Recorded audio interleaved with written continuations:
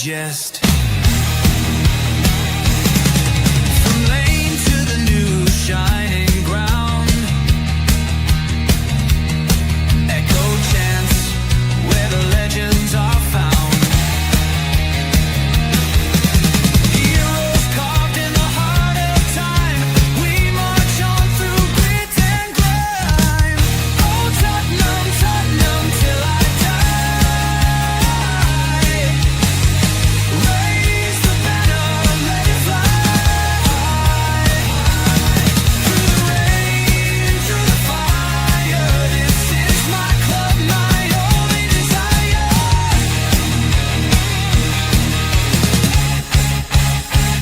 Oh Tottenham, Tottenham till I die. Raise the banner, let it fly. Through the rain, through the fire, this is my club, my only desire. Echoes of King and Greaves in the air. Every goal, the sound declares. Heartbeats pound like a drummer's song, marching forward, fierce and strong. We're the ones who rise in the clash. Numbers running in a white shirt dash. History burns in the roaring crowd. Every game we scream it loud. I'm Tottenham, Tottenham till I die. Raise the banner, let it fly. Through the rain, through the fire, this is my club, my only desire.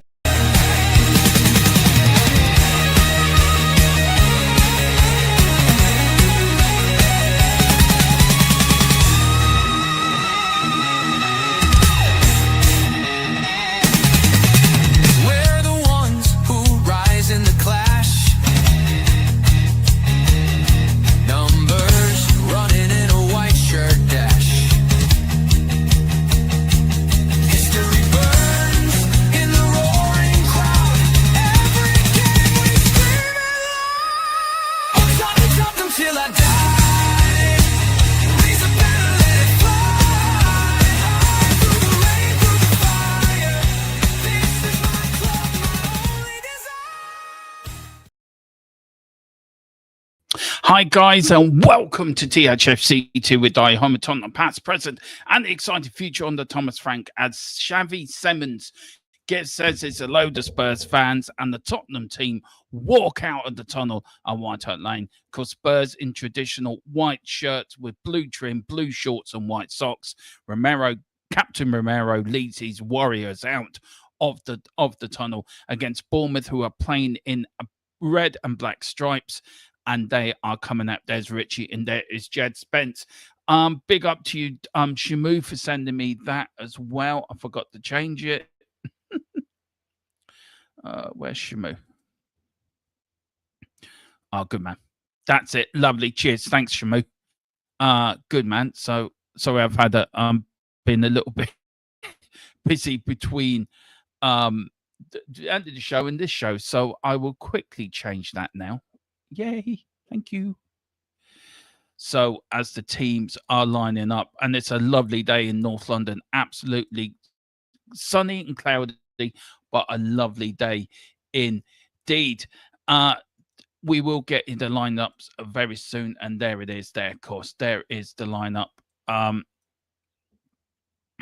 Just let me just put that into position. There we go. Look at that. Just look at that. Isn't that beautiful? There we go.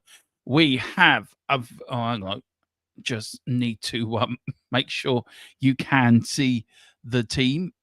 There we go.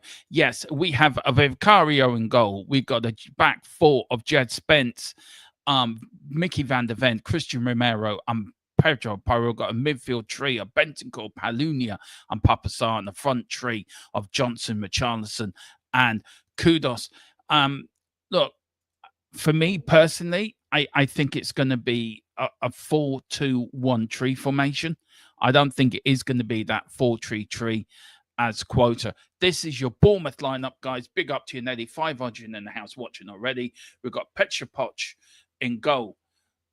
The the new goalkeeper for Bournemouth. We got a back four of Smith, Ditikiki, Sensei, and Truffet, the player from France. Two French players in the back four. We've got a holding man of Tyler Adams, the American, playing in the sixth role.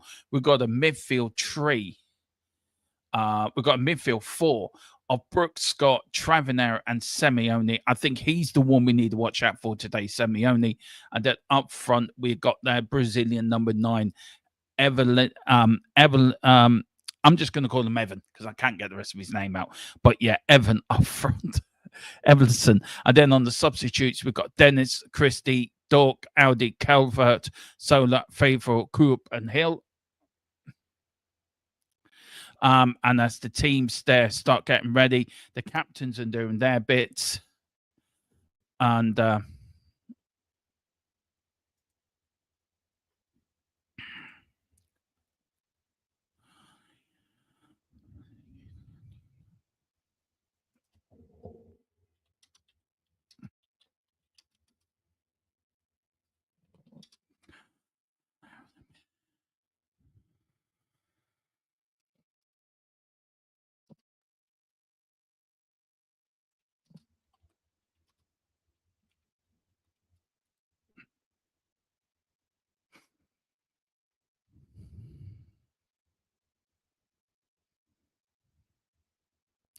we're just about to kick off. Simon Hooper is... Oh, yeah, sorry. Right. I forgot to send James the link. We're about to kick off. We will be there in a minute. Hang on. Let me send him that. And let me cut that down. It is Bournemouth to get us off and underway. And we are off and underway.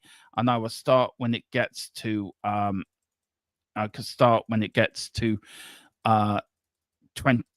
25 seconds, and then I will start the clock. There's Thomas Frank up and down the touchline like a caged animal, looking to erupt, looking to take on the mighty Bournemouth as the mighty Tottenham Hotspur. But here's Kudus now. Kudus running through. Now here's Brennan Johnson, the first attack of the game. 30 seconds in. Johnson. Here's Papasar. Papasar goes in. Oh, the keeper spilled it. It goes down to 6-yard area. Nobody there to put it in. Tottenham making a fast start here at the Tottenham Hotspur Stadium. The keeper spilled it into the 6-yard area. There was no player there to pick it up. And Richarlison was there. Oh, so close. So very close. But here's Mickey van der Ven. Chips it long up to the field to Richie. Richie chests it down. Here's Brendan Johnson. Bournemouth now get a bit of the ball. Sorry, I'll be there in a minute. And Bournemouth now hacked away from Mickey van der Ven. Mickey van der Ven to Papasar. Papasar, and it is a free kick to Spurs. And what a great time to welcome him in, my co-host, the man that knows everything about tactics. Hang on, let me get it right. The man that knows everything about tactics. He is the tactics guru of the channel. It is James. James, how are you, bud? Tottenham nearly took the lead there. If Charleston was a bit near. Yeah, just literally jumped on and just seen it. Which just got back. Yeah, I'm good. I'm well. How are you? I'm fine. Yeah, a little bit sad. My youngest lad's grandfather passed away this afternoon. So No. Yeah. My apologies and my deepest sympathies for you, Dermo. No, it's my partner's ex-partner, his side of the family. Do you know what I mean? But yeah, he was 90, I think 93 he was. Wow. So it's a fair age. So good so good in it. Yeah. What do you think to the lineup, James? I said it was like a 4-2-3-1. Are you going with that as well, or are you going for something different? Yeah, it certainly looks like it is sort of a 4-2-3-1, very similar to how we set up against Manchester City. With the two wing backs, the two wide men, probably going to be doing the overlaps and sort of a lot of the creativity coming down the wings. Yeah. Jed Spence. Sorry. Yeah, go on. Sorry, boss. Go. Sorry. It's all right. I was just your best mate started again. I see. Probably the last game he's going to start because hopefully we'll get a left winger in who can actually play on left wing, and he'll be demoted to bench or reserves where it belongs. Yeah.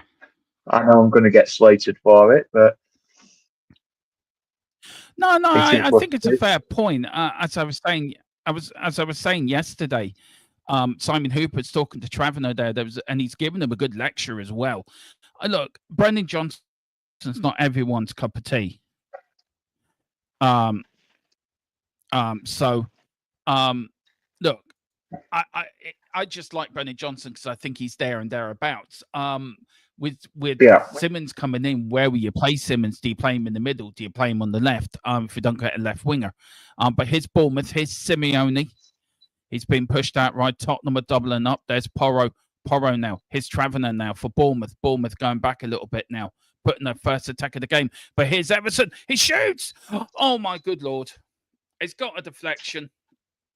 4 minutes in, Bournemouth take the lead, and Tottenham were caught wide open in the defence there. James, do you want to take us through that goal? Well, I haven't seen it yet, so I can't really talk you through it. My stream's obviously a little bit behind yours. I've just got a Bournemouth free kick just inside. I'm at 3 minutes and 40 seconds just gone, so it's probably just building up to the goal. So it's a long ball over the top. Goes back out wide. Here comes the ball into the edge of the 18. Playing back a bit. Oh, yeah, straight through the middle. And, that is a wicked deflection to take it over the top of Vicario there. Ivan Nielsen showing he's deadly in front of goal. Let us know when you get to 4 minute 30. I've paused at my end so we can catch up. Right, coming up, that's 25, 26, 27, 28, 29, 30. There we go. Yeah. Was Porro, is that offside, do you think? No, he's not offside there. He's well on. I think it's Jed Spence playing him on. He wasn't far enough out, wasn't Spence. When you look at the first angle, it's hard to tell from the other angles that they're showing. Deflection. Yeah. Off Romero, I think wicked deflection. Tottenham's first goal conceded by Tottenham in this season. But Spurs go on attack, goes all the way back to the goalkeeper. Now, this is going to be interesting. Spurs behind, see how they cope with it now and see do they cope with it well and how they come back. But Bournemouth seem to be better at the moment than keeping the ball than Tottenham. They are playing with a bit of confidence. Yeah, I mean, Bournemouth, we've had difficult games against Bournemouth in the past. It's not an easy game. Isn't Bournemouth, and that's a great tackle. That is an absolutely fantastic tackle. That. Well done from Palunia, and it got a deflection off the Bournemouth paint and goes out for a goal kick. There's Thomas Frank not looking too happy with the conceding early, but I don't think he'd be too worried. What do you make of this lineup, though, James? Are you surprised he went with the same lineup as he did that we started against Man City? No, I'm not surprised. I think he probably sees this really as one of his stronger 11. Oh, here come Bournemouth again. It's wild. Just wide there from Evan. Evan does drag it wide, but Tottenham again just caught there, a little bit napping. There. I think that's Paulinho. Yeah, Paulinho just sort of let him drift behind him a little bit there, and didn't go with Ivan Nielsen. So it's just we just got to wake up a little bit here. It's a good ball back by Patsar there, Benson Kernow. Just tidying up. We just need to calm down a little bit. Yeah, just settle ourselves down. I agree. Here's Jed Spence now. Jed Spence goes all the way back to Mickey van der Ven. Mickey van der Ven goes all the way back to Vicario. Vicario with the ball. Touches it once, touches it twice. Looking for options. Doesn't. He finds now Van der Ven now to Palunia. Palunia checks, goes back to Vicario. Vicario on the edge of his area. Now finds Romero. Romero going forward. Finding now Porro. Porro, lovely ball, looking for Richarlison, and nobody was in that sort of area. Bournemouth get it away. Bournemouth, good tackle. That was from Porro there. It come off Bournemouth player. It is a Tottenham throw-in. But you are right, James, that they do have to calm down a little bit. They have to be a little bit more, okay, these happen. It's how they respond, isn't it? This is what we want to see. How they're going to respond when going 1-0 down. Yeah, and it's a free kick to Bournemouth for a foul throw, or a throw into Bournemouth for a foul throw by Porro. He threw it. He didn't throw in properly. The graphic that's just popping up on my stream now of the win percentage, just because Bournemouth have taken the lead, is just ridiculous. To be honest, I still think we're going to win this. I don't think we're going to lose, but I think we're going to be too good for Bournemouth. Here's Papa Sarr now. Papa Sarr to Brennan Johnson. He puts on the afterburners, but look at Jed Spence doing the overlap. He does. And Brennan Johnson, what a woeful pass was from Brennan Johnson. But that's, with Jed Spence being picked for the England squad, James, that's why he's being picked. It's that sort of pass, isn't it? Yeah, and that is where I think not Jed Spence. I think Brennan Johnson's lets himself down a lot. Sometimes he tries to be a little bit too cute with it, and he doesn't always look for the easy pass. And just lay it off to Spence. There, let Spence whip it in. Do you know what I mean? Just let Spence I agree. have a bit more space and just let Spence lob it into the box, see what happens. That is where the danger is. When the ball's in the box, that's where it's dangerous. And again, it's good harrowing, and that's miles. No, I totally agree with you. Yeah, it is. I mean, Ivan Nielsen's doing. Ivan Nielsen is doing. Sorry, Ivan Nielsen. What I'm just saying, Dermo. Ivan Nielsen's doing what Erling Haaland didn't do when it's thinking. He's staying really far forward, so he's basically forcing Van der Ven and Romero to sit back a little bit, which kind of puts a little bit of pressure on them to know where he's going to be sitting. But if they push up, he's going to have to come back. Otherwise, every day of the week he's going to be offside. Yeah. No, you're right. He is. Here it's now Bournemouth again. Now Simeone on the ball now, driving forward. Bournemouth looking to break Tottenham. Crossfield ball from centre to the left-hand side. Bournemouth now. Ooh. Lovely ball. And again, Simeone caught Tottenham there napping. And the two players, he went through two defenders, and that's a waste. He should have scored really from there, to be fair. Yeah, he really should have done. He should have done better with that. That was a beautiful ball with the outside of his foot. Absolutely amazing ball with the outside of foot, and yet he just didn't get over it enough. We could have been 3-0 down already if Bournemouth took their chances. Yeah. But look, let's not panic. Let's not panic. It's a long way to go. It's only 11 minutes in the game. We can get back into this. Simon Hooper. Yeah. We'll see. Yellow card for I think it's Simeone. I think it was. Yeah, yellow card for dissent. Yeah. Was he in charge of the Newcastle game on Monday, Simon Hooper? I think he was. He was dreadful then as well. Yeah. Oh, Richie, you need to be doing better there. Oh, for fuck's sake, Richie. Bournemouth get the ball back again. Lovely interchange of football. Lovely little 1-2s And Tottenham just cannot cope with Bournemouth at the moment. They're tearing us apart. But here's Brennan Johnson. Brennan Johnson to Richie. Oh, and the defender just got in front of him. Kicks it long up the field from the goalkeeper, Jed Spence. Is going to let that go out. But Tottenham nearly in there. But Richie just not quick enough. That's 2 chances now. He's not got into the right position.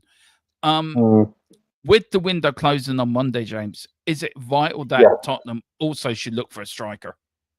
Yes, 100%. We need somebody. I mean, look, Big Dom Solanke will be coming back from injury sometime soon, but it's going to be getting him match fit, match sharp. That's a Spurs throwing. That is a Spurs throwing. Oh my days! How have they given that? I don't know. Oh, Bournemouth now. Here's now Travener. Travener all trying to get it out. Good kick out that was from Porro. There's Richie again. Not in the right place. Not really in the position where you expect him to be. Yeah, sitting too deep. He's sitting too deep. Yeah. Tottenham losing. It's Bournemouth again on the ball. Bournemouth have played very well for the first 30 minutes, James. You can't take it away from them. They've been a better side. But yeah, I mean, Spurs are getting the foot on the ball, but when they do, Bournemouth are really harrying, really pressing. It's they're not giving Tottenham any kind of space. Oh, and again, that is wasteful, absolutely wasteful from Jed Spence. I mean, Brennan Johnson running around like an headless chicken, trying to harry people down, but they just play through the lines. Thomas Frank going absolutely. Oh no, that was actually Iraola going a little bit crazy down there on the touchline, and that is a yellow card, I think, for Romero. It is. Romero's picked his first booking up of the season. Or his second. Yeah, as I used to say, he's been. It was Mickey van der Ven that went in the back of him. So why's Romero been booked then? I think it might have been for the second challenge. I get you. Big up to Max Power. He says, "Rest in peace, Paddy." I don't know what that means, but very sorry for your loss. Shamu says, "Yeah, thanks, Shamu. This lineup." And then GJ Samuel, good afternoon, chaps. Big up to you, DJ. Hope you're doing well. And big up to 2010 of you that are watching, mostly on X. So good afternoon, X World. Well, the most of our people like watching watch-alongs on X. So big up to you. Come over to YouTube, hit the like and subscribe on the channel. Do us a favor. Here's Mickey. Mickey putting on the afterburners all the way back to Vicario. Vicario, of course, all in blue. A very smart bit of kit as well. Here's Mickey now. Mickey to Vicario. Tottenham looking to start from the back. Romero running, trying to give him a bit of options. There's the triangles that Thomas Frank likes to do. Here's Jed Spence now. Jed Spence, Tottenham trying to keep the ball, get a bit of confidence on it, try to gain a little bit of the foothold in the game because Bournemouth have been rampant for the first 15 minutes of the game. Oh, yeah. Shit. Yeah, I picked the wrong scoreboard. Sorry. I was being so optimistic there. Yeah, I was just looking there. I was being really optimistic there. Yeah, the Bournemouth press there on the Spurs back line was really good again. I can't take it away from Bournemouth.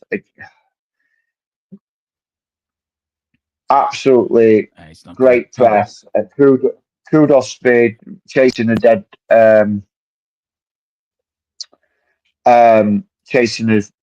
horse there, really. Never gonna get there. And here's Bournemouth, quick free kick over the top, trying to catch Spurs out again. And we're just not resetting. No. We're just not resetting. No. And that's the ball in the box over the top by Ivan Nielsen.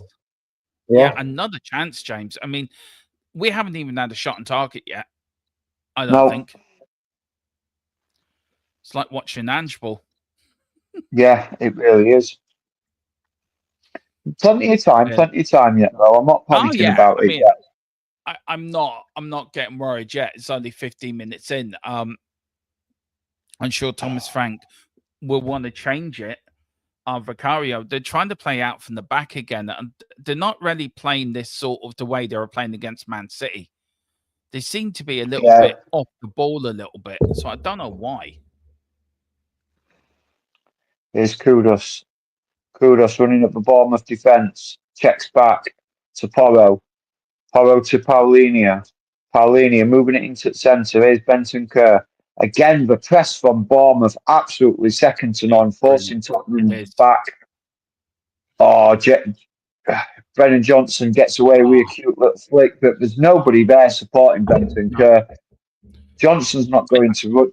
Johnson's not moving with him, and he's just basically stood flat-footed. He's Brennan Johnson. Benton Kerr tries to find him, and it goes out for a Bournemouth throw deep in their half.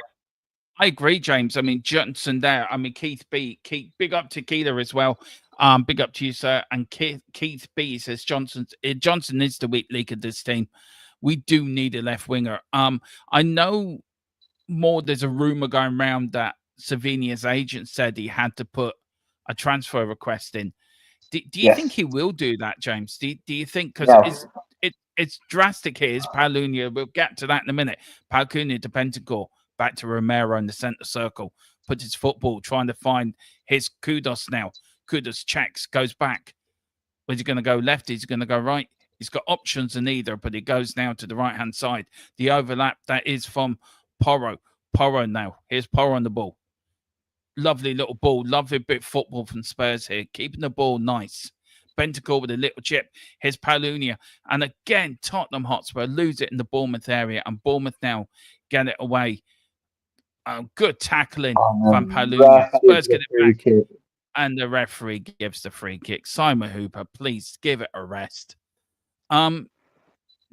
Just very quickly on Savinia. We know transfers are happening all the time. There's 3 days left, James. I'm sure the club are busy working behind the scenes. Even during the game match day, they'd be busy trying to get deals in.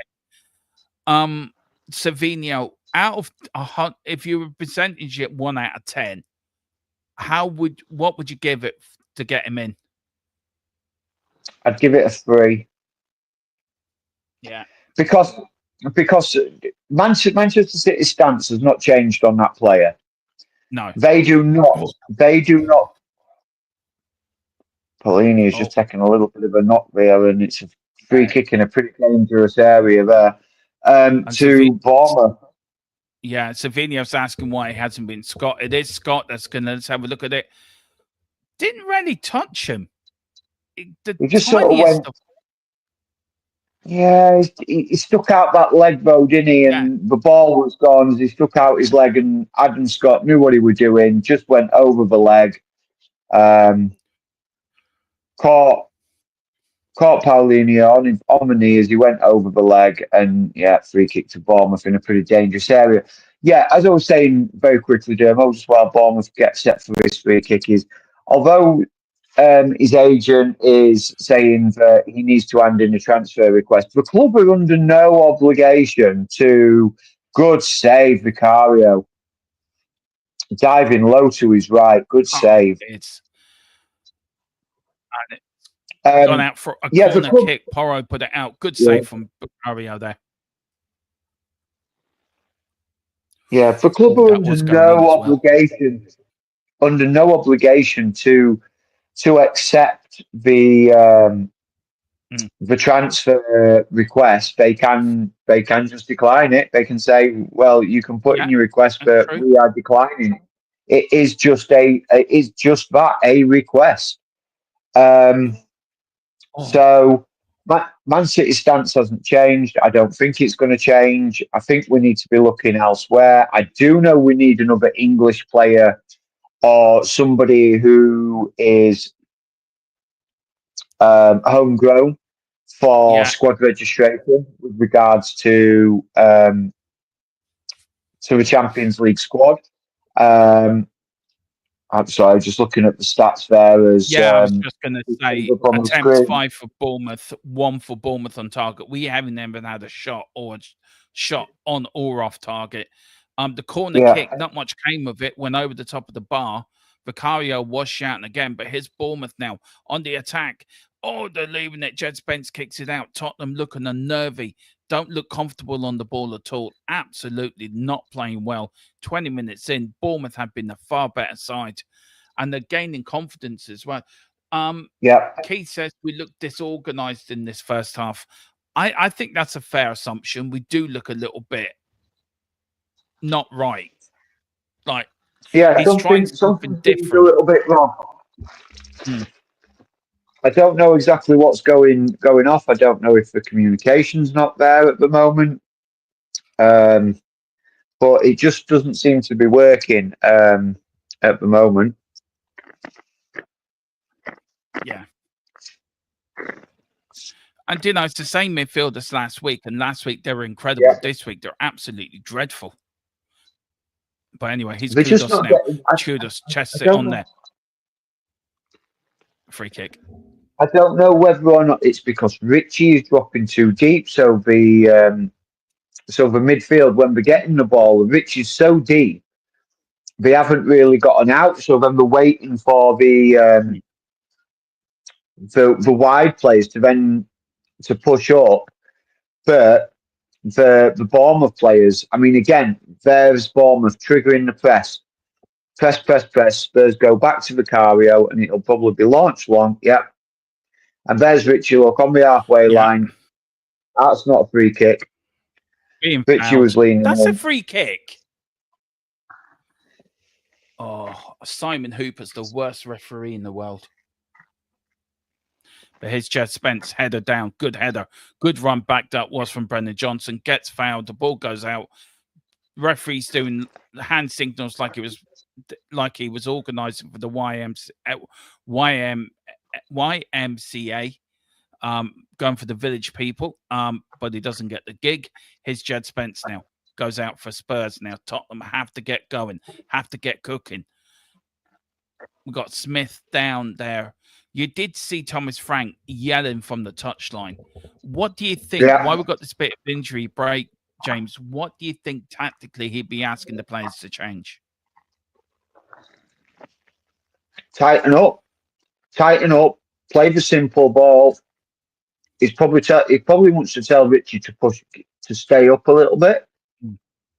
He needs to, because as Richie drops deep, we don't have an out.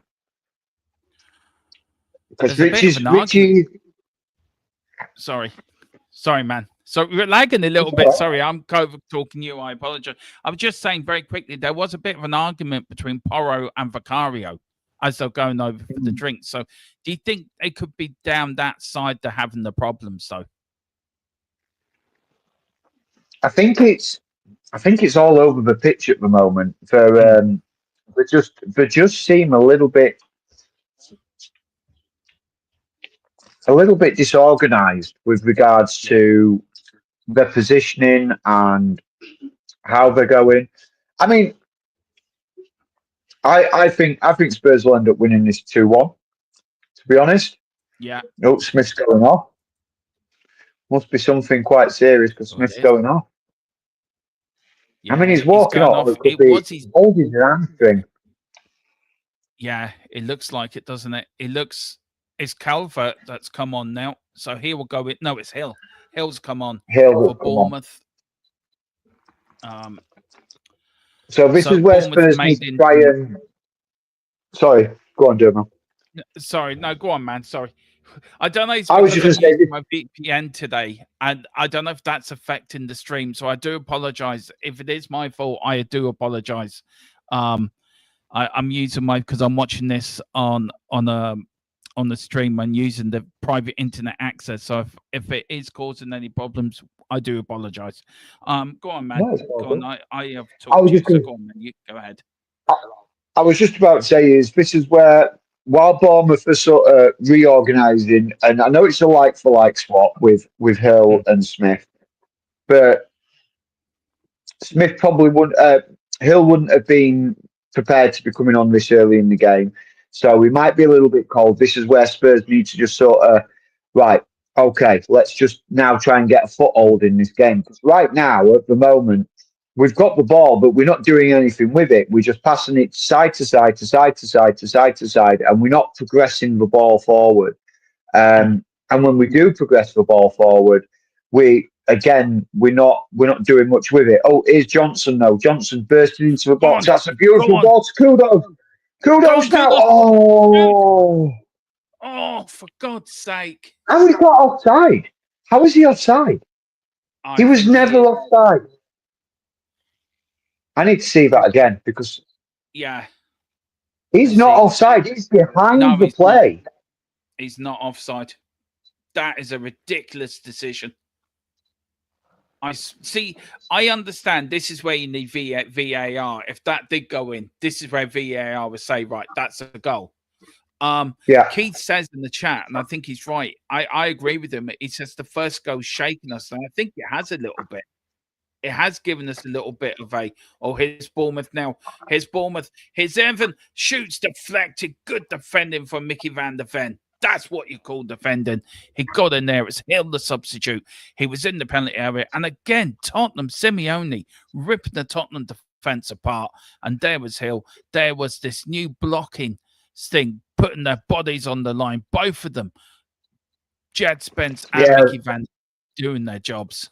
Good defending. And it was Travener that got the shot in. Big up to him. 2 corners to 0. Here's a corner to Bournemouth now. Jed Spence is there organising. Everyone back apart from Richie. Richie's even in there. And here's Kudos now. Kudos trying to chase after ball. Goes all the way back to the keeper. Just a little bit of news I'm getting. Nicholas Jackson is set to join Bayern Munich.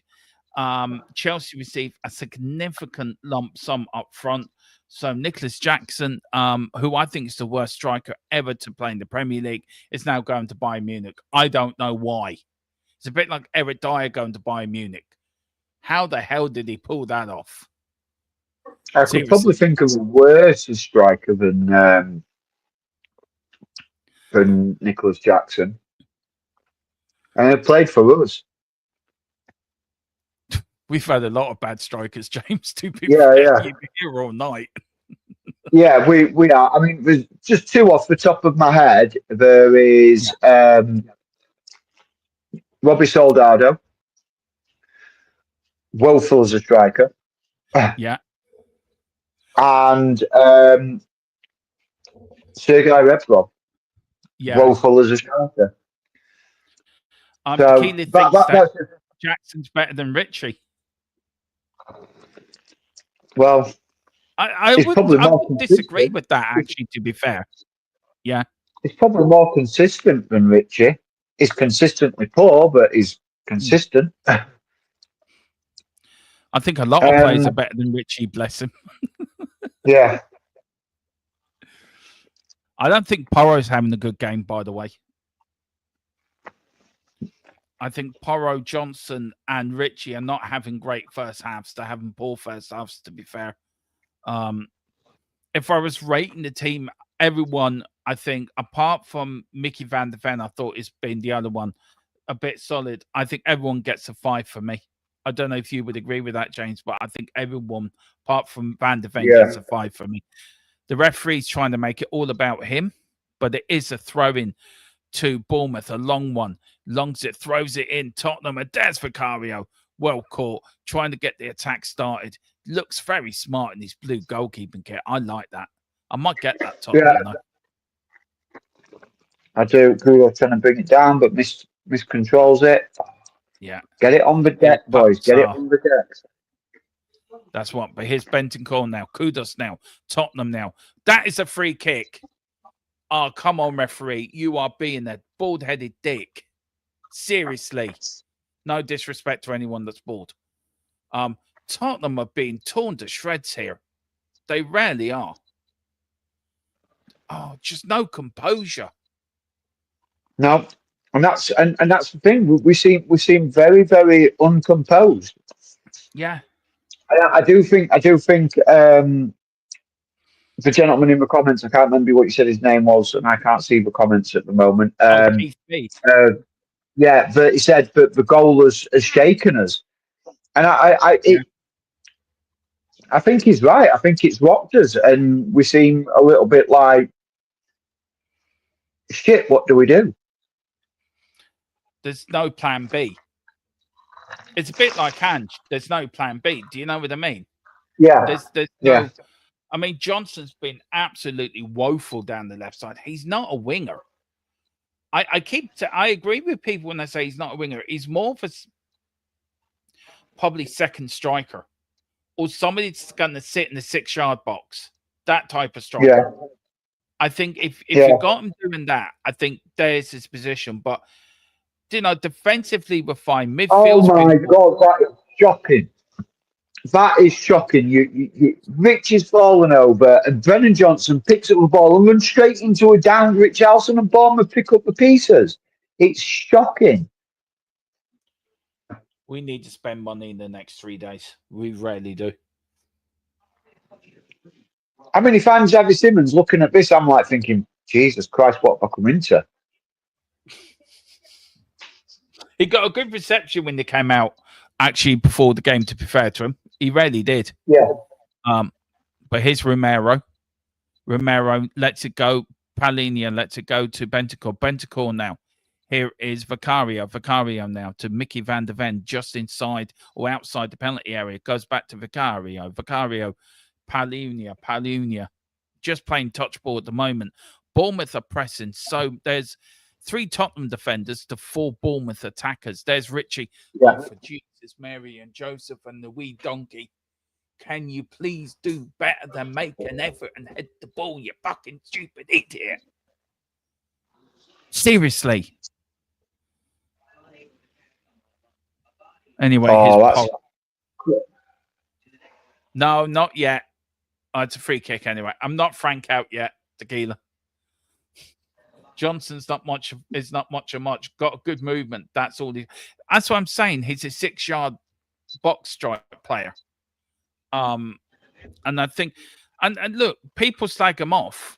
I've seen other people on other channels rarely slag him off.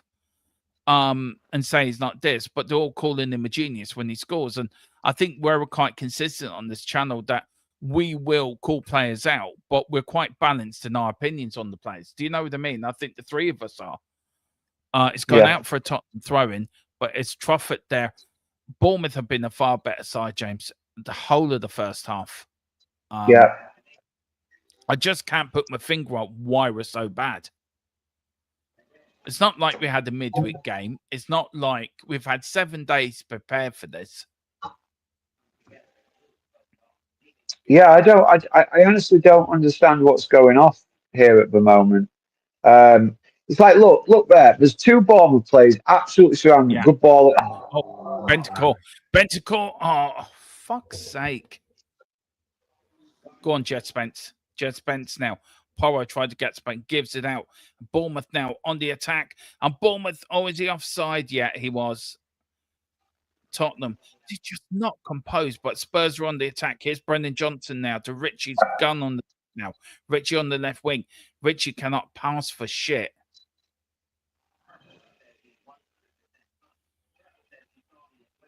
Oh. It's just poor. It's just poor. Dreadful. Apparently you're looking like there's Everton is down clutching his hamstring as well. So are Bournemouth about to lose the second player? Apparently you got the Steven Seagal look. Tequila's telling me. See? No, the Jack Grealish look. Oh no, I still think you're the spit of Jack Grealish. I just, as I said, you played very well against Leeds, and you made a good home debut, James. I have to say. Thank you. I worked hard. Yeah, and there's Thomas Frank having to go at the 4th official, laughing and joking. He does not look happy. No, I think the players can expect a little bit of the old air dryer treatment at half time if this doesn't improve. I think so. It's like I said it earlier. It's side to side and backwards, backwards, and Bournemouth are just pressing and harrying. Oh, that's good. That's good strength by Jed Spence. Here picks it up. Good ball. Spence. Oh, go on. Oh, there's nobody there. No. I mean, where was that? Richarlison is nowhere near that. He should be the one surging in and being there, and he's not there. He's too No, again. I've said it time and time again. He is too deep. He's sitting too deep. Oh, that's never a free kick. That's never a free no, kick.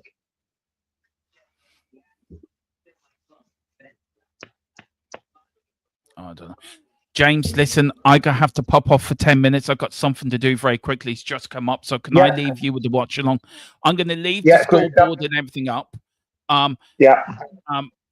what did you little And man give? oh, he said 3-1 Tottenham. Oh, there you go then. Right. I will be back for the second half, guys. I do apologize. I just have to do something very quickly, which is Mrs. Tron's just come in now to the sitting room and looked at me. And when you get that funny look, you know you got to do waving car keys in You know you in need front it. of me. You You've are. got You to do know you need something. it. Right. Okay. I'm going to leave the scoreboard up, guys. I'm going to take myself out. Where is capture 3? There you go. I disappeared, but everything's still up. Yeah.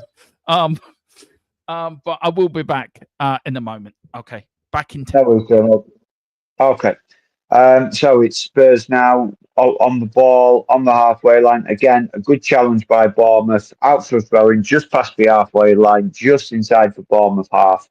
It is 38 minutes gone, still 1-0 Bournemouth at the moment, and it's just all Bournemouth at the moment. They're hitting Spurs, they're pressing Spurs, and Spurs don't seem to have a response to it. They're crowding out the players when the Spurs players get on the ball. They are pressing together. But here's Spence. Oh, Johnson, what are you doing there?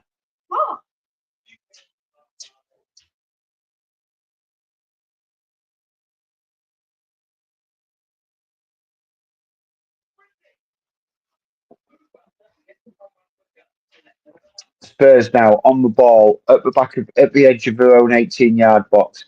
The 3 Bournemouth attackers again, all pressing high. There's 4 or 5 of them now. It's like they're playing in.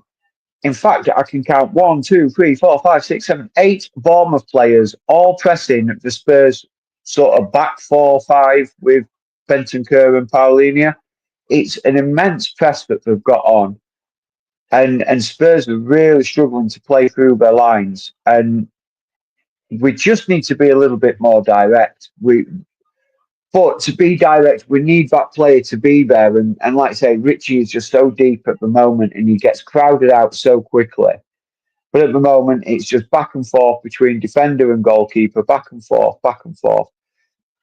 Van der Ven trying to play it forward, cut out easily by Bournemouth, and it's a Spurs throw in probably midway through into their half. Big up, James. All right, Keeler, big up my man. How are you? Well, now that Dermot had to step off and you can't see the chat and everything, so I thought since I'm here, I'll pop on for 10 minutes. Even though I haven't got the game on, so you're going to have to be doing all the commentary. But I'll just keep you company until Dermot comes back. That's grand. Keeler, thanks very much. Yeah, I don't have the chat at the moment. Yeah, that's what I mean. So I can talk to the chat while you do the commentary and stuff. Yeah. Let me read out a couple of these comments then, unless something important's going on, then just No, you're good. There's me saying a lot of crap like I do. Who else is in there? Keith B says Richie having a stinker. I think I said yes. That's what he normally does. That's the normal. That's the normal Richie. Unfortunately for us, It is. Apparently, do you agree with this? Because, like I said, I don't currently have the game on. Sarr is nowhere. Is that true? No, I've hardly seen Pap Sarr. He's hardly got his foot on the ball or anything. It's the midfield seems very sort of. It's they're miles apart from each other. They're not tight. They're not compact. They're not. It's like one of them gets the ball and then they all scatter like quail. Yeah. Are we deploying then, James? Is the formation Demo's got it as a 4-3-3? Are we not playing Sarr as the 10 then? Is he dropping? Is he sitting much deeper then? He's not playing as the 10. No, he is sort of playing as a 10, but he's sort of playing practically as high as Richarlison because of how deep Richarlison's dropping. Sarr's dropping deeper, and they're too close together. Why But why do you think Richie's dropping so deep? Instructions, or is it that he's desperate to get the ball? Is he, or has he been told to? I think he's just desperate to try and influence the game and get his foot on the ball. And again, another silly challenge here by Brennan Johnson, giving Bournemouth a free kick and easing their own pressures. It's like he's coming deeper to pick the ball up. But when Rich is so deep, he's then having to try and hold the ball up to wait for a player to come in. Here comes Bournemouth on the counter-attack. Out wide, ball comes into the middle. It's just wide of the post. Ivan Nielsen rising highest, gets his head on the ball, and it's just wide of the far post. Again, beautiful play by Bournemouth. But yeah, I don't exactly know what's happening between Sarr and Richie at the moment. It's like either miscommunication, not communicating, not understanding where each of us are. Was it James? Was it you or Dermo who said about Xavi Simons about thinking that what have I let myself in for? I think actually it might be the other way. He probably looks at this and is thinking to himself, "That's why they've bought me." It could be because none of the midfield three really are what I call attacking midfielders. I know he's trying to play Sarr there, but I don't think that's his natural role. So no, he's not. I would usually, if it was me, and I am only going from my Football Manager experience of how I play Sarr. I play more central as a supporting role, so he sort of pushes up but not too high up because he's better at the defensive work and covering a lot of lateral space. You've got him as an 8. Then you've got him more of a box to box. Then yes, yeah, okay. yeah. For playing more as a number as a 10, he's just not. To me, he's not a number 10. He's got a decent finish on him, but I don't think he's got personally the technique or the skills probably to pull that role off. Personally, yeah, he hasn't got the vision for it. No, I don't think. Of the passing ability. For Paulinho sliding in there with a meaty challenge, but it again just seems to be falling to a Bournemouth player every time. Every second ball, the Bournemouth player. We're 10 minutes from half time, assuming the score stays the same. What would your halftime talk be, and would you make any subs? What would you be thinking about? Anything off the bench? I would probably look at maybe taking Sarr off, bringing Bergvall on, right, and playing more of a sort of a rigid back three, a sort of rigid centre three, where the more centralised but together rather than playing as I know we like to play we like to have a 10. But we it's not working for us at the moment. So let's bring somebody in who's going to be able to sort of solidify that midfield a little bit, and then start to try and use the width from Spence and Pedro Porro and Johnson and Kudos to sort of get the width in the game. Would you consider? Sorry, go on, mate. Finish.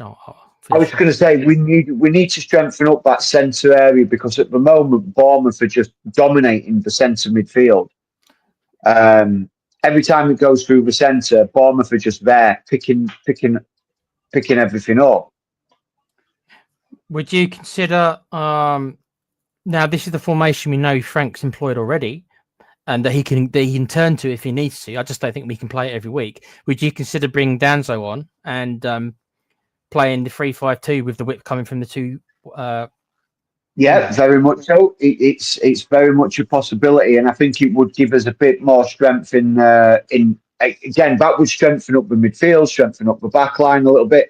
I don't think really Romero and Van de Ven have done much wrong. They've been pretty solid, but there's just like I say, it's It's for just getting the, Bournemouth. it's just getting the width, because you were talking about the width, and it was just like, well, let's bring Spence and Porro a bit more into it and get them the width from them. They've got the pace to really do some damage behind this line. And if it was going to be me who I was going to be taking it, I would probably take off Johnson and Sarr, and maybe bring on Danso and Bergval, and I think that could change the dynamic of the game. So you switch to a 5-3-2 then. 5 at the back, yeah. So where would you? So Kudos would be playing off Richie then? Is that how? Yes, yeah, because he can play sort of on that role. Look, an overhit ball into a box, and it's just straight out for a Bournemouth goal kick. We've got, sorry, I'll just update everybody if we can't see it. So we're in the 47th minute. There's 3 minutes of added time. So we've got about 30 seconds, 20 seconds left of stoppage time. So my bad. I thought we were only about the 38-minute mark. What am I looking at? Oh, yeah, I was looking at the wrong thing. My bad. Right, so it is going to be, so we are. I was just asked you, it is going to be 1-0 probably at halftime. So yeah, Frank's going to have to earn his paycheck today, if you know what I mean. Because he's going to have to come up with something at half time. Obviously. Yeah, I think he really is. At this moment, and that is half time, everybody. That is the ref blowing for half time. So it's not been a great first half by Spurs, to be honest. They look a little bit despondent as we're walking off the pitch. Not going to lie, Bournemouth players are smiles and happy faces. The 1-0 up. But yeah, I mean, Semio laughing and joking with the officials. But yeah, it's 1-0 Bournemouth after the 5th minute. Porro sort of talking to Kudos as they're walking back. But not happy faces at the moment. You would have thought we'd have lost those first 2 games, how we played. Yeah. That first half. But yeah, I agree, Tequila. I think Thomas Frank is definitely going to have to earn his paycheck this week. Going to give the players some kind of instructions and maybe change the tactics and the formation a little bit. Well, this will be. Do you agree with me that this is not the first test, but this will be a good indication is to prove that he is not like Postecoglou was, and that he won't just fold his arms and just wait for it to happen.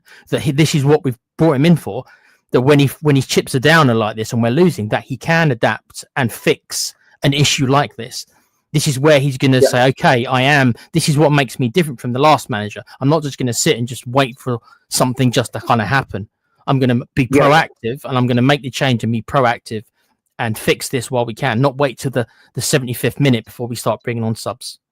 So and I think that's what's needed. I think something needs to change. And I think Thomas Frank is tactically astute enough as a manager to see that how Bournemouth are playing, it's not working. And I think he will surprise and he will change. And like I say, Ange Postecoglou, it was like he would sit there and wait for some kind of miracle to happen. Yeah, he took way too long to react, didn't he? Yeah, always way too long to react. And hopefully at this point, he will change something, and it'll change the course of the game. Because, like I say, at the moment, how Bournemouth are playing, we'll be lucky if this stays 1-0. Yeah. All right, James. I'll tell you what. Go and take a minute to grab a drink or go to the bathroom. I'll play our channel sponsor, which is Private Internet Access, and I'll see you in a sec. I'll see you in a second. Yep. So, guys, whilst James takes a break and wait for Dermo, we're going to play our channel sponsor. Please listen to this advert from the great Com, the movie star Com, the WWE wannabe wrestler Com. If I can get this working, because this isn't normally my role. Please enjoy these short messages, and we'll be back with Dermo and James in a second. Thank you. Let me talk to you. A little reference there, but I'm going to stop messing about. I'm going to talk to you about Private Internet Access, the best VPN in the land. Now, when you're online, you may not realize, but all of your data is there for the taking by anybody. With a VPN such as private internet access, your data is safe and secure, streamlined, and nobody else can get hold of it. That's why I use one anyway. VPN's very easy to use, private internet access. All you gotta do is log on your phone, select where you want to be. So I want to be in America, and I click go, and there we are. You can also link up your devices to it from your phone if that is easier for you. It's available on a lot of platforms as well, as you can see, and you can use it for a very, very big range of things. So that's even better as well. You can use it, like I said, on all your devices, smartphone, tablets, gaming consoles, and stick it on your modem, and it's unlimited devices. One equals all. It's available all across the world, and it works perfectly. What they do is they mask your IP address, so pesky 3 o'clock kickoffs aren't an issue anymore, and they're independently audited, so there's no logs, 30 million customers, and 4.5-star Trustpilot rated excellent review. Private internet access. Get yours now. Thank you, Com. Now, yes, that's our channel sponsor for this season, Private Internet Access. Please give them a look if you're in the market for a VPN. They are cheaper than the majority of them, and they have a lot of good reviews, and their service is pretty good. So you guys know how to use them probably by now. You can navigate the 3 p.m. great blackout we get over here in good old Blighty, and also you can use it also to watch Netflix and stuff like that, and see a different selection that some of the other countries get as well. So use it for that, and yeah, please remember to have a look, and if you like what you see, please think about getting a sub. When it comes to subs, please remember to like, subscribe to us, get your super chats in if you want to ask us a question and steer the conversation. You can do that. Also become a membership and get access to one of our chat rooms on Discord. Sorry, not Discord, my group. Sorry, my bad, not Discord. And also get exclusive access to some member shows that Dermo puts out every now and again. Thank you. James is back. I'm just going to have a look at the chat, James. You can't see these, can you? So No, I don't. It's because I've had to switch devices to for the Watchalong. Usually, I use my tablet for when we're doing shows, but I've got the Watchalong. I've got the game on my tablet, and I'm using my phone. Yeah, for StreamYard, but I can't log into my normal StreamYard, so I have to use a different one. It's fine, mate. Dermo normally does that stuff anyway. It's fine, bro. Big up to Mr. E in the chat. In order to get your messages brought up, generally our policy is if you're a member, we'll bring up your messages, but we're still going to say hello to you, but we just don't bring them up on the screen. So if you want your messages showing up on screen, you guys know what to do. Get yourself a cheap membership at 99p, and it gives you access to all stuff like that. But big up Mr. E. He's asking, what the heck is he watching? This is horrible. We are outplayed everywhere. Do you agree with that assessment? Yeah, absolutely. The press from Bournemouth has been absolutely phenomenal. It's been nothing short of... It's actually like watching how we played against Man City. It's like watching the reverse. Bournemouth are just pressing Tottenham to a point where they're allowing us to keep the ball just in front of our own 18-yard box, but their line of press is so close to us that if we try to turn and try to play out, then there's nowhere to go. And that's where I think the disconnect of defence to midfield is as well, because there's no, like, Sarr's not there, he's too far forward. Richie's then sat too deep right next to Sarr, and then the two holding midfielders, Bentancur and Paulinho, are just not there. They're too far forward, so we can't play through the Bournemouth press and before the Bournemouth lines. It's been a woeful display. It reminds me very much of last season, in certain aspects. There is hope. It's only 1-0. At 1-0, a game of football can change very quickly. Just takes a couple of seconds. Yeah. And I think it can be done, but like we said, just as half time came by, I think Thomas Frank does need to change it up a little bit. Needs to make some adjustments. because at the moment Bournemouth are all over us, and that's the simple way of putting it. That Bournemouth are all over us. They're dominating the game and how they play, and they're dictating the tempo of the game. They're dictating the width of the game. They're solid in midfield, solid at defence. They're defending as an entire unit together, and we're just not getting a look in, and it's pretty disappointing, to be fair. Right. Okay, so Keith B has asked, I'd bring on Erdebet and Bergvall for Johnson and Sarr. I'll read some of these out and then you reply when you feel like it, James. Philip Brady says, clueless, short and sweet. Mr. E has said, Richie needs to be sub. Don't care with who. We're playing with 10. Well, you won't get any argument for me. I've never rated Richie, so no argument for me. Yeah. Philip says, Richie's worst performance yet, and that's saying something. Do you mean ever, Philip? Is it really that bad? Ever? Is that what you're saying, Phil? Ever? That covered a lot of ground. Yeah. Okay. Philip's also saying, we have to be better in the second half. I think that's the general consensus. He's also saying Bournemouth did the same to Liverpool. They are an excellent side. Well, don't know. I'm not sure if I call them excellent, but they're certainly no mugs. That's how I'd phrase them anyway. We're playing as a team. Yeah, there's that. Well, that's true. Yeah.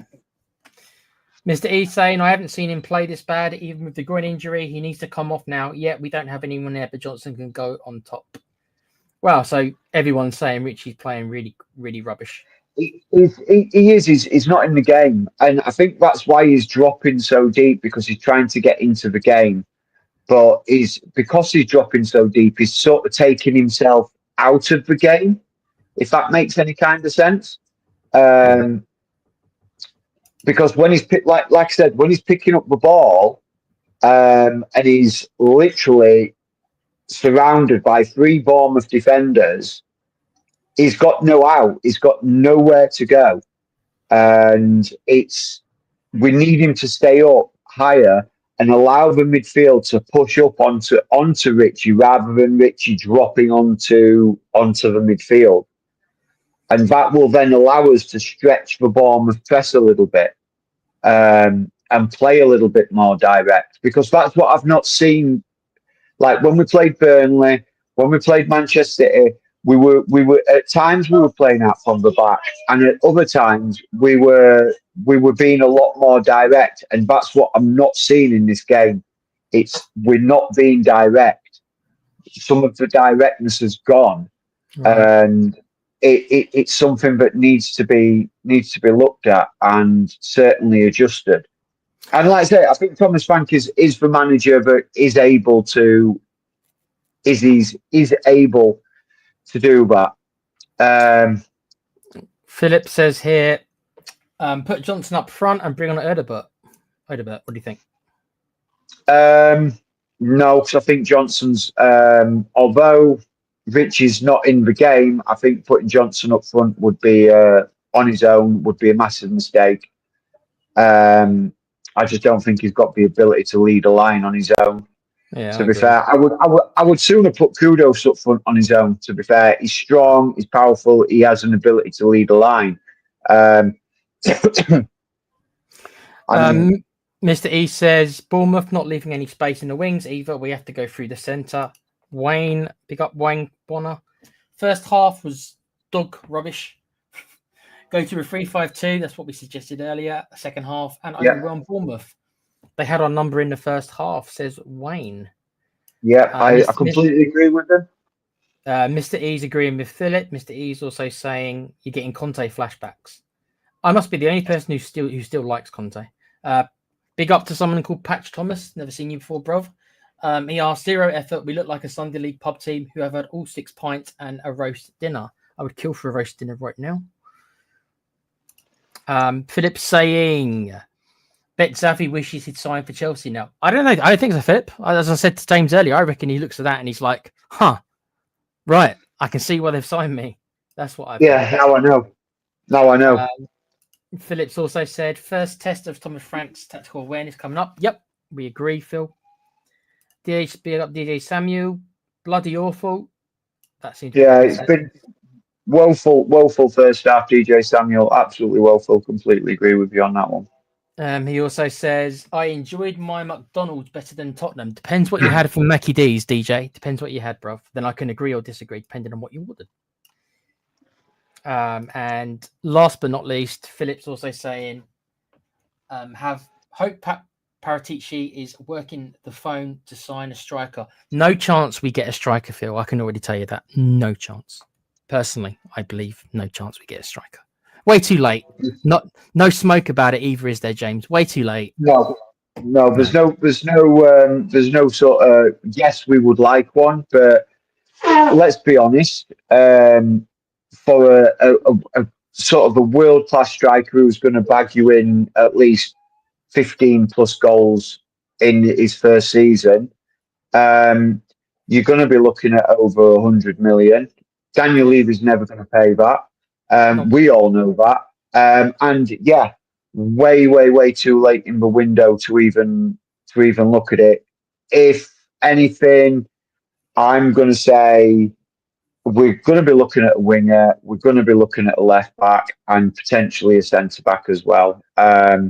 It looks like the teams are back out now, or is this just? Yeah. Let me just quickly finish these things and then we can get back to you. Wayne Bonner saying Johnson's playing and question marks. Apparently so, bruv. Chronicle of Aegis says the timer is still on.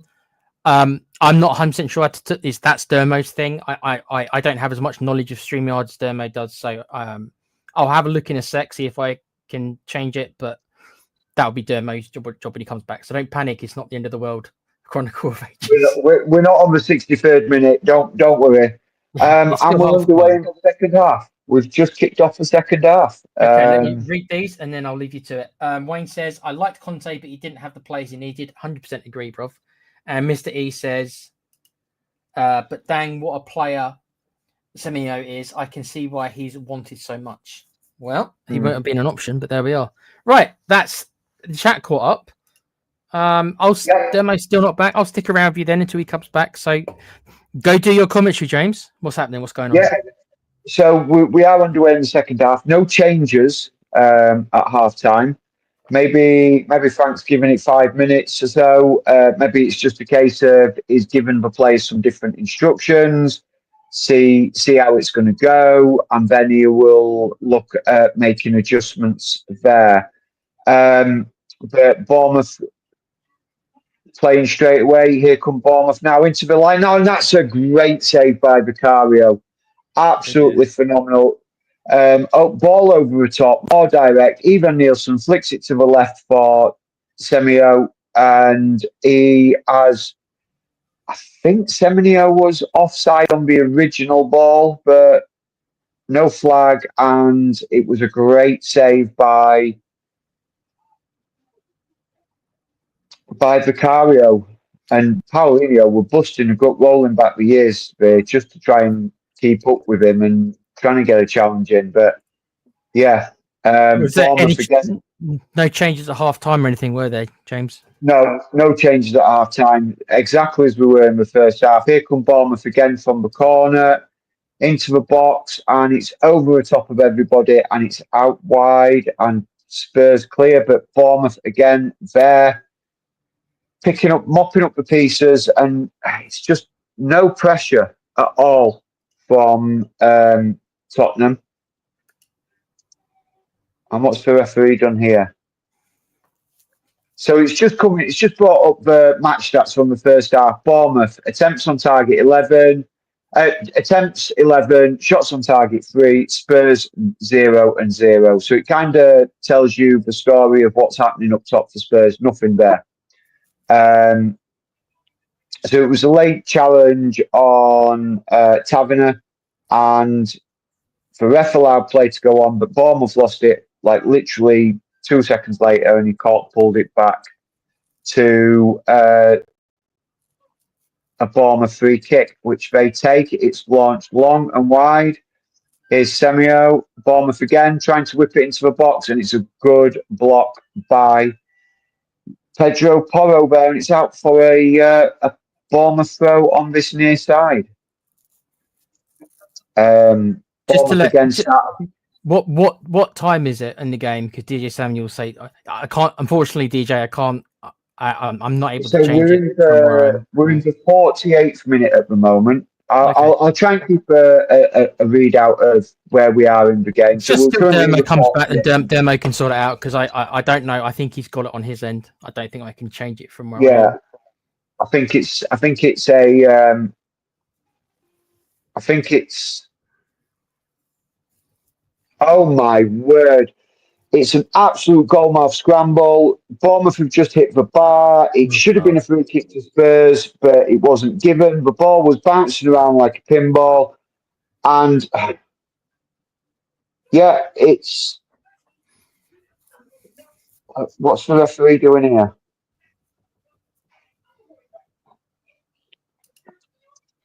He's waving away Semenyo.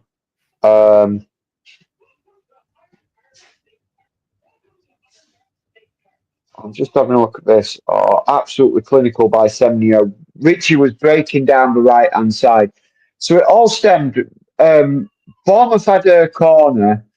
Vicario came out to punch it. Didn't punch it convincingly. Didn't even clear the edge of the 18-yard box. It fell to a Bournemouth player who struck it. Vicario sort of recentered himself and he got a hand to it and it bobbled out to another Bournemouth player who then tried to loft it over Vicario, hits the woodwork, and it was just like a massive goalmouth scramble, and then it was eventually cleared. But here comes Spurs now, just past it. Oh, and that is sloppy. That's just waiting, kudos, waiting for the ball to come to him. And the Bournemouth player just surges onto it, picks it up. But Spurs managed to reset and get the ball back just up the edge of their own 18-yard on the far side of the pitch. It's a long ball up to Richarlison. Rich is beaten in the air. Again, Bournemouth to it again on the second ball. Every time Bournemouth are there, they've got a man there. It's like they're playing with 13 men, I'll be honest with you. Yeah, sounds like we're still getting overrun. Yeah, it just seems to be in the middle of the park.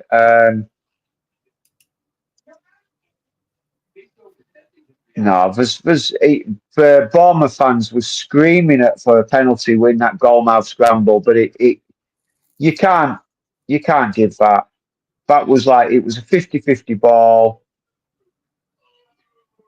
Both players are what got their eyes on the ball as the Bournemouth player's leg goes up, Kudus' leg goes up just behind it, and he just clips the sort of like the boots. Like the studs of the Bournemouth player, I don't know exactly who it was, and it sort of catches his leg, and it was something or nothing. It was a 50-50 ball. You can't give penalties away for that. Richie has just been woeful. He's not even winning a ball in the air. Oh, and here come Bournemouth again, breaking Spurs' lines. We've got Solanke on the bench, right? Yeah, I think so. Yeah. Oh, that's a beautiful ball. Here come Bournemouth. Oh, cuts it back, but Spurs managed to get a man there. And here comes Spurs again with Spence. Spence now carrying the ball into the Bournemouth half. Still carrying. He's got Bentancur out right, and he's found Bentancur. Bentancur back to Spence. Spence checking, looking for options. Nobody there. Nobody moving. Everybody's flat and stagnated.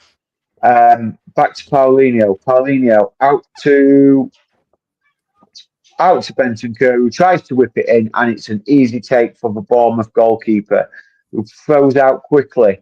Here come Bournemouth now, trying to play through. Oh, that's a sloppy pass, but they still managed to pick it up. Oh my God. Bournemouth again now, on the right, left-hand side. Here comes Semenyo, into the middle.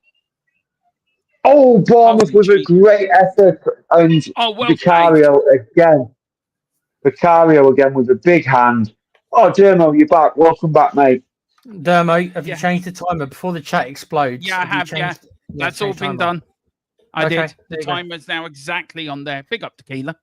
Sorry. I didn't know how to do that, Dermo. If there's a way that I can do that, you'll have to show me next time. I couldn't find a way to change that. Yeah, there's a program I need to show Okay. you and James how to use it. Bring it up, and so you guys can bring it up in your system as well. So, but yeah, so it's still plain Alright. shit then. I take it. Apparently. Yeah, it's not really improved. No change at half time. Although it looks like Odegaard and Bergvall are coming on. Yeah, I'm just Have I you not can't got see a the link for this number. game, Tequila? Sorry, James. That's all right. No, but it's okay. I was watching as I was going to be modding anyway, so it's like Yeah. When I do watch So- along, so- if I'm modding, then I don't want to hear in advance. So I'd rather hear from you guys. So Yeah. I'm fine with it. All right. So What it's do you reckon to the Johnson and changes, James? Paulinho gone off. Yeah. Interesting. I would probably take. formation. It's going to be pretty much like for like, really, by the looks. Bergvall will sit deeper unless he brings Papsar back and pushes Bergvall up. But I think his way is going to be, it's just like for likes. Odegaard for Johnson, who's been completely ineffective and wasteful with the ball. And I think Paulinho's not had a bad game, No. but I think he's just been outpaced, really. And I think they've brought Bergvall on just to sort of enable us to get that little bit of pace into the midfield. Yeah, can I just say big up to 4,285 of you that are watching this watch along between X and YouTube. Wow. Thank you so much. You guys are why us three do this channel. Do you know, this is why Simon Jordan comes onto this channel every evening and brings a little bit of glamour to the channel, don't you, Simon? I back the courage of my convictions, Dermo. And you used to own Crystal Palace, you know. Did, yeah. Have you heard? Yeah. Cross goes in. Wasteful. Too high, too far, too long. Big up to Fabulous World in the chat. I think he's a new watcher. Big up. Hit the subscribe button, Fabulous World, if you can. And he says, how has this game remained 1-0 in favour of Bournemouth? It should have been 4-5 to Bournemouth. Do you know what? I think you guys would agree with that. It should have been 4-5 to Bournemouth by now, shouldn't it, James, to be fair? Yeah, I mean... Has it really been that big? It's, based on the commentary, maybe I'm thinking maybe they should have 2 or 3, but not 4 or 5. Surely not. No, it's been that bad. It could have quite easily been 2 or 3 in the first half, and we could have quite easily had 2 in the second half already. Bournemouth hit the bar a bit. Vicario came out flapping, didn't get a good punch on it. It bobbled around, and Bournemouth hit the bar. There was half-hearted penalty shout from Bournemouth, but again, it wasn't. It was something or nothing. But Bournemouth are just outplaying us, outpressing us. And like I said to Tequila at half time, this is like watching Spurs Man City in reverse. Whereas Spurs with the high press, high push, high risk, high reward, Bournemouth are doing that. And that again is a sloppy pass by. I think that was Benton Kerr. It was Benton Kerr, sloppy passes. Yeah. Yeah. This game reminds me looking at the.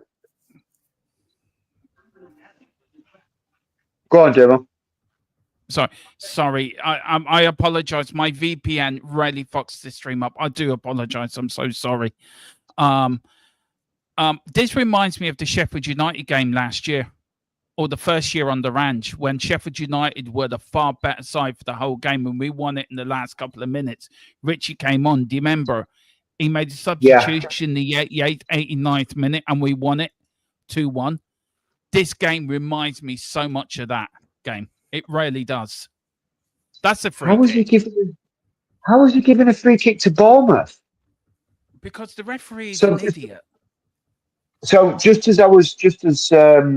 I was going to say as well, Dermo, is that is never a free kick.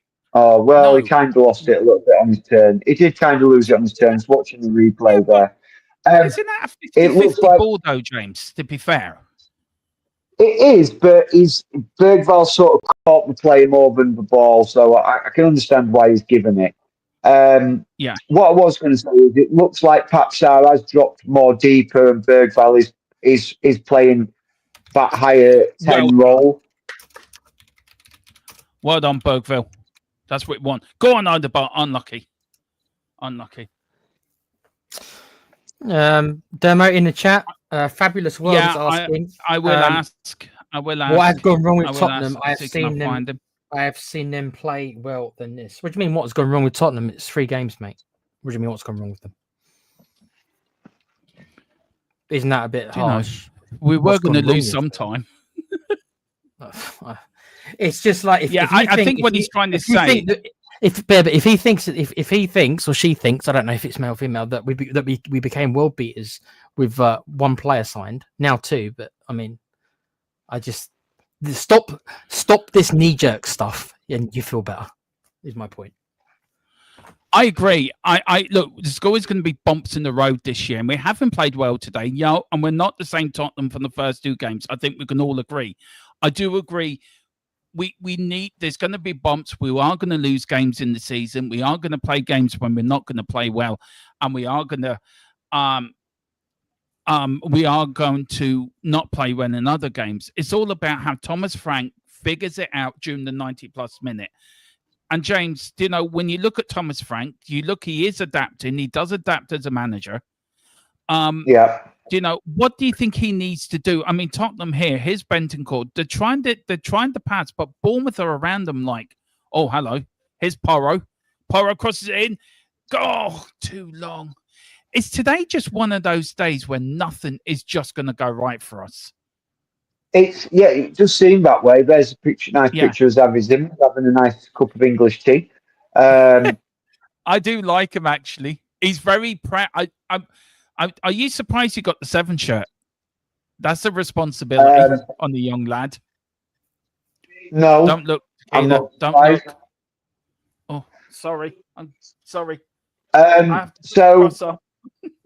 What? Don't look what? Sorry, mate. What? It was a picture of our bald-headed chairman. Oh, okay. Yeah, well, I have to put up with Demo using him as a goddamn avatar on all these shows anyway. So I'm used to it by now. He keeps putting a picture of it. It's like, stop putting him up. Just put an alien instead. Looks better. No offense. Oh yeah, I understand your frustrations there, Kudos. That was never a free kick. You just outstrength. It's. The Bournemouth players have been very, very cute here. Every time Spurs do seem to break, they go down. No, there's nothing in that. Nothing in it. To reply to Mako80 in the chat, Frank has been blown up. He's shown nothing to change this. Sending the same play at halftime was a joke. Do you want to cut him some slack? His 3rd competitive game in charge. Let's not hang him out yet, shall we? Let's not. And also, can I just say something in regards to that as well, Tequila? Is right. So with our previous manager, he wouldn't have even made changes yet. Agreed. Thomas Frank has made 2 changes already to try and change the way this game is going. Ange Postecoglou would not have even made changes. We'd have been waiting for at least another 10 minutes before changes. And even Dermo, who's the biggest Ange fan out of us 3, would admit that right now what Ange would be doing, he'd have his arms crossed, standing there. That's what he would still be doing. Yeah. He would be standing there with his arms and with his hands in his pockets, playing with his change. Yeah, I'm trying to be polite by saying that, and just looking at and looking into space. That was never a corner, by the way, but I think the referee is a Bournemouth lover. I think he wants his trip down to Bournemouth. It has been a horrible performance. I agree, Mr. E. It has been, but I think this knee-jerk reaction, Tequila, and you're right to talk about it. Is you're going to see it, aren't you? You're going to see this knee-jerk reaction. I got not. It was not me taking a shot, really, Macca. It's not really personal, mate. I don't even know. It's the first time I've really seen you. It's just like let's not do that yet. Let's not because maybe even if we end up losing this game, let's not just say, "Oh, Frank's out of his depth" because we lose one game. Is my point. Let's not go crazy with it, shall we? A game is 90 plus minutes, isn't it? You could play Yeah, but shit for the whole but even if we do lose this game, let's still not like say, oh, what a disaster. It's out of 3 games, we've won 2, lost 1. That's not a bad record. Would you have taken that at the start of the season, actually? Of course, because you would have expected us to lose to City, let's be honest. If you would have said 6 points out of your first 3 games with these 3 fixtures, most people would take that. So let's not. Yeah. And most people would have said, we'll beat Bournemouth, we'll beat Burnley, and we'll lose to Man City. It's just turned out that we beat Burnley, we beat Man City, and we're losing to Bournemouth. But it's not over yet. We've still got at least a good 27 minutes left to play, and anything can happen. I think if we can get us foot into this game, because that to me is what I'm seeing, is we're not even in this game. We're not even at the races at the moment. Oh, well done, if we can just seem to just get us foot into this game a little bit, and get his tail up, I think the game could quite easily be turned on its head. And then we could end up winning this 2-1. And then what? All those people that said Thomas Frank's out of his depth or it's and everything like that, what? Are they all just going to go, okay, I might have had a bit of a reaction to a bad performance? A bad performance doesn't define a team. One bad performance. No. You're not going to get it on this channel. You're going to get honest opinions. We're not into this knee-jerk and stuff. We'll give our honest opinion about the game. We'll give our honest opinions when it comes to the player ratings. But, as James said, look at Sheffield United. 1-0 down to about 2 minutes to go. Scored 1 in the 90th minute and 1 in the 95th minute. Games can change on the sixpence. And I'm not saying also that if we do lose this, and I know Wayne. I'm not saying we are. We could easily come back. It just takes a minute to get a goal. But I'm saying even if we were to lose this, I'm not saying you can't criticize Frank and analyze his performance, rightfully so. But let's just not be calling for his head and say that he's out of his depth because we were to lose a game. Yeah, by all means, nobody's beyond criticism. Nobody, no manager, even the best ones in the world. Even Ferguson, if he's my personal best ever, probably was not beyond criticism. By all means, criticize him if he's made mistakes, right? But let's not put a noose around his neck and hang him because we might lose a game. Yeah. It's all my point. Could be worse. We could have Harry Potter in charge. To be fair, I mean, it could be worse.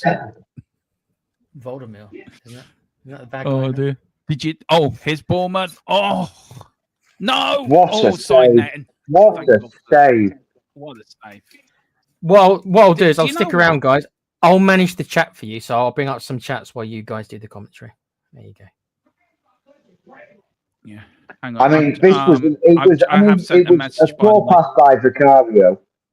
An absolutely poor pass by Vicario. Oh, he didn't save it. It was side netting. I thought it was... I thought it was... Come off Romero. Side oh. Wayne says... Hang on. Please wait. Something is coming your way in a minute. There you go. It's a nice big check. Nice. There you go, man. Okay.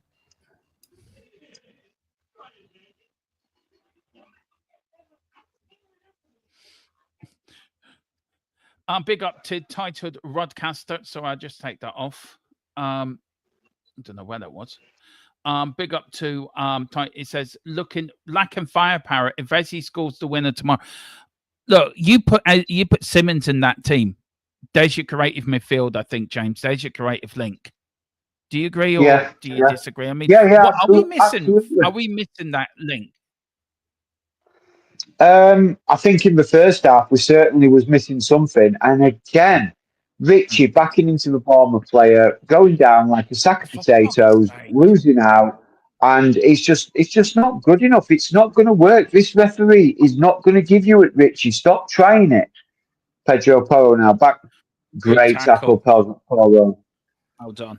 And he gets the ball as well down the line. Oh, come on, Star.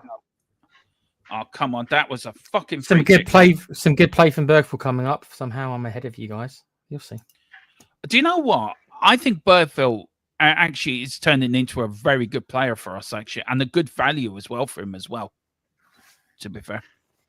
Yeah, 8.5 million is a snip, really. It is.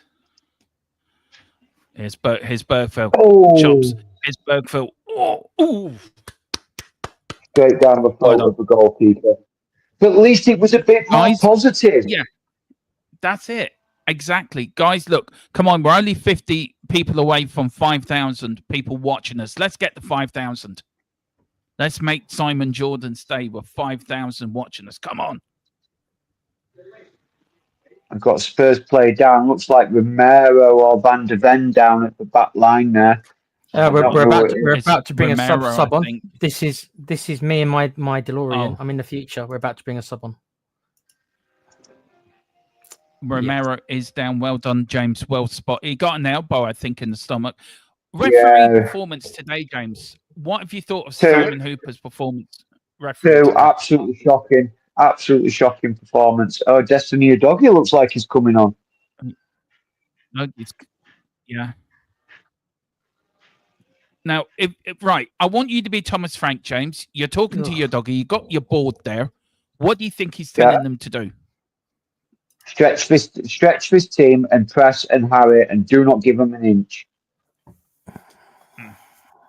Calm yourself down. Be concerted on the ball. When you're making a pass, make sure it's a good pass. That's plain and simple instructions. Do you think he's coming on for woeful? That is woeful. Yeah, that was a pass I just saw a second ago. That's why I cringed. Yeah. Do you think Romero's coming off, guys? No, I can't see him bringing off Romero for a doggy. It'll be a straight swap. It'll be Spence for a doggy. Yeah. Spence picked up a yellow card while we were talking, so yeah. Do you know what? Congrats for him getting in the England squad, by the way. That's well overdue. He hadn't exactly covered himself with glory in this game, though, I don't think. I can't honestly say there's been a player that has sort of stood out as in a way that's it's Porro who's coming off. So Spence looks like he's going to move Spence will move across to the right. The doggy will go to the left. It's great to see him back, by the way. Yeah, it is. It is good to see him back. I mean, I don't like this. I don't like the fact that Vicario's at the halfway line taking a free kick. Are you surprised? I know that I am. Unless Solanke is much unfitter than I think he is, I would have thought that you need to put Solanke on for Richarlison by now, wouldn't you? Personally, I think he's so, not yeah. even on the bench. He's not He's even not on the bench. I thought he was on the bench. No, he's not on the bench. He's still injured. Like, okay, well, never mind then. Yeah, I mean, that explains why he's not. Would you bring on Solomon No. or Mateus Tail? No. Now Bournemouth here. Now, right now, 8 seconds. Right, this new rule. They've done 8 seconds. Surely that keeper should have been punished now. That's over the 8-second rule.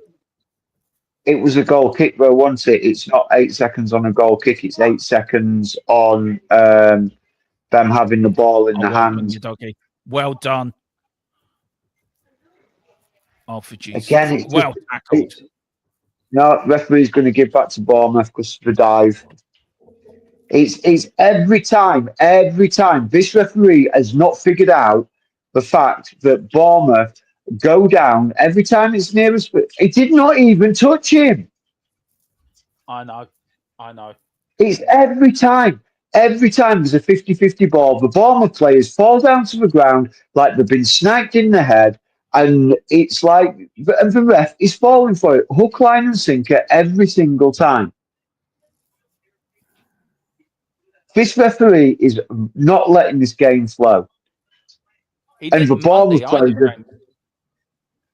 The Bournemouth players have figured it out, though. Yeah. The Bournemouth players have figured it out, and it's like, okay, we'll just go down and we'll get free kick. Good play from Bournemouth there. Yeah, I got to call it as I see it, guys. You'll see in a sec. Here's Bournemouth now, playing outside the area, trying to get there. Richie trying to get it back, does tackle, doesn't go down. Here is Bournemouth now, starting at the back in the Tottenham centre circle. Here's now Bournemouth going from left to right. Here's the number 3 for Bournemouth, Chucken going down. Tottenham again not playing the ball. Here's Simeone. Simeone to Evans. Evan, good tackle from Mickey van der Ven. That was good play, by the way. And Mickey van der Ven get there.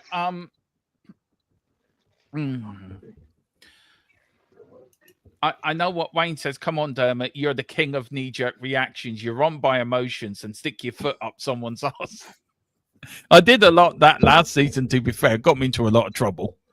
This year, I'm now taking James and Tequila's way of calming down and be calm. Not going to be overreacting. You have? Let me know when that starts, Dermot, bro. Yeah, it's a bit, yeah. Oh, please, Simon Hooper, would you please be taken off the referees list? You're a fucking knobhead.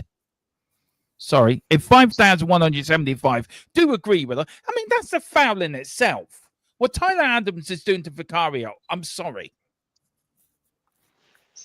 That's ridiculous. Do you know? Oh, fuck's sake. I'm getting pissed off now. Well, I've only watched this game for about 10 minutes now, and they do look a much better side than us. Yeah, and that has been the case for the last 74 minutes. Yeah. Tequila. Yeah. It's been it pains me to say that you would think we were playing away from home, not at home. Yeah. I've been quite impressed with Bournemouth, actually. I think they've been actually very good. I have. Yeah. I have actually, if I'm being honest. But should we be surprised? Bournemouth are a good side, actually. Should we really be surprised at this? No, not really. Not really. Good save from Vicario. Yeah. Come on, Spurs. In 15 fairness, minutes left. in fairness, Vicario's kept this at 1-0. Yeah. Oh, definitely. Yeah, definitely. Vicario's kept this at 1-0. We're making another sub, guys. So keep your eyes out for it. Yeah. Kudos just running into dead alleys. Yeah. But there's nobody with him. There's nobody with him there. He's got no spot. Just seeing a bit of a replay of the Vicario save again. Sarr coming off and Tell coming on. So that'll drop Bergvall back. Will drop back now, and Tell will go through the middle. So this is the third player to play in that number 10 role now. We might put 2 up front. James, would he put 2 up front? That's a good ball, but well taken. It is. He may do. Yeah. He may sacrifice the attacking midfielder and say, right, okay, let's put 2 up top, and or he might pull Kudos into the middle and put Tell out wide. Having the players who can play, I mean, referee, he's got his arms all over him. This is my biggest bugbear. He was useless on fucking Monday. He gave Liverpool everything. And then again, he's doing it again. Like, he's favouring teams against... Like, he's given us... Is that a free kick, ref? Or you're going to give that one, are you? You're going to give that one. He's doing a lot of his, emergency hand signals again. Special sort of waving. There was a film that did that. I can't remember what the film was called.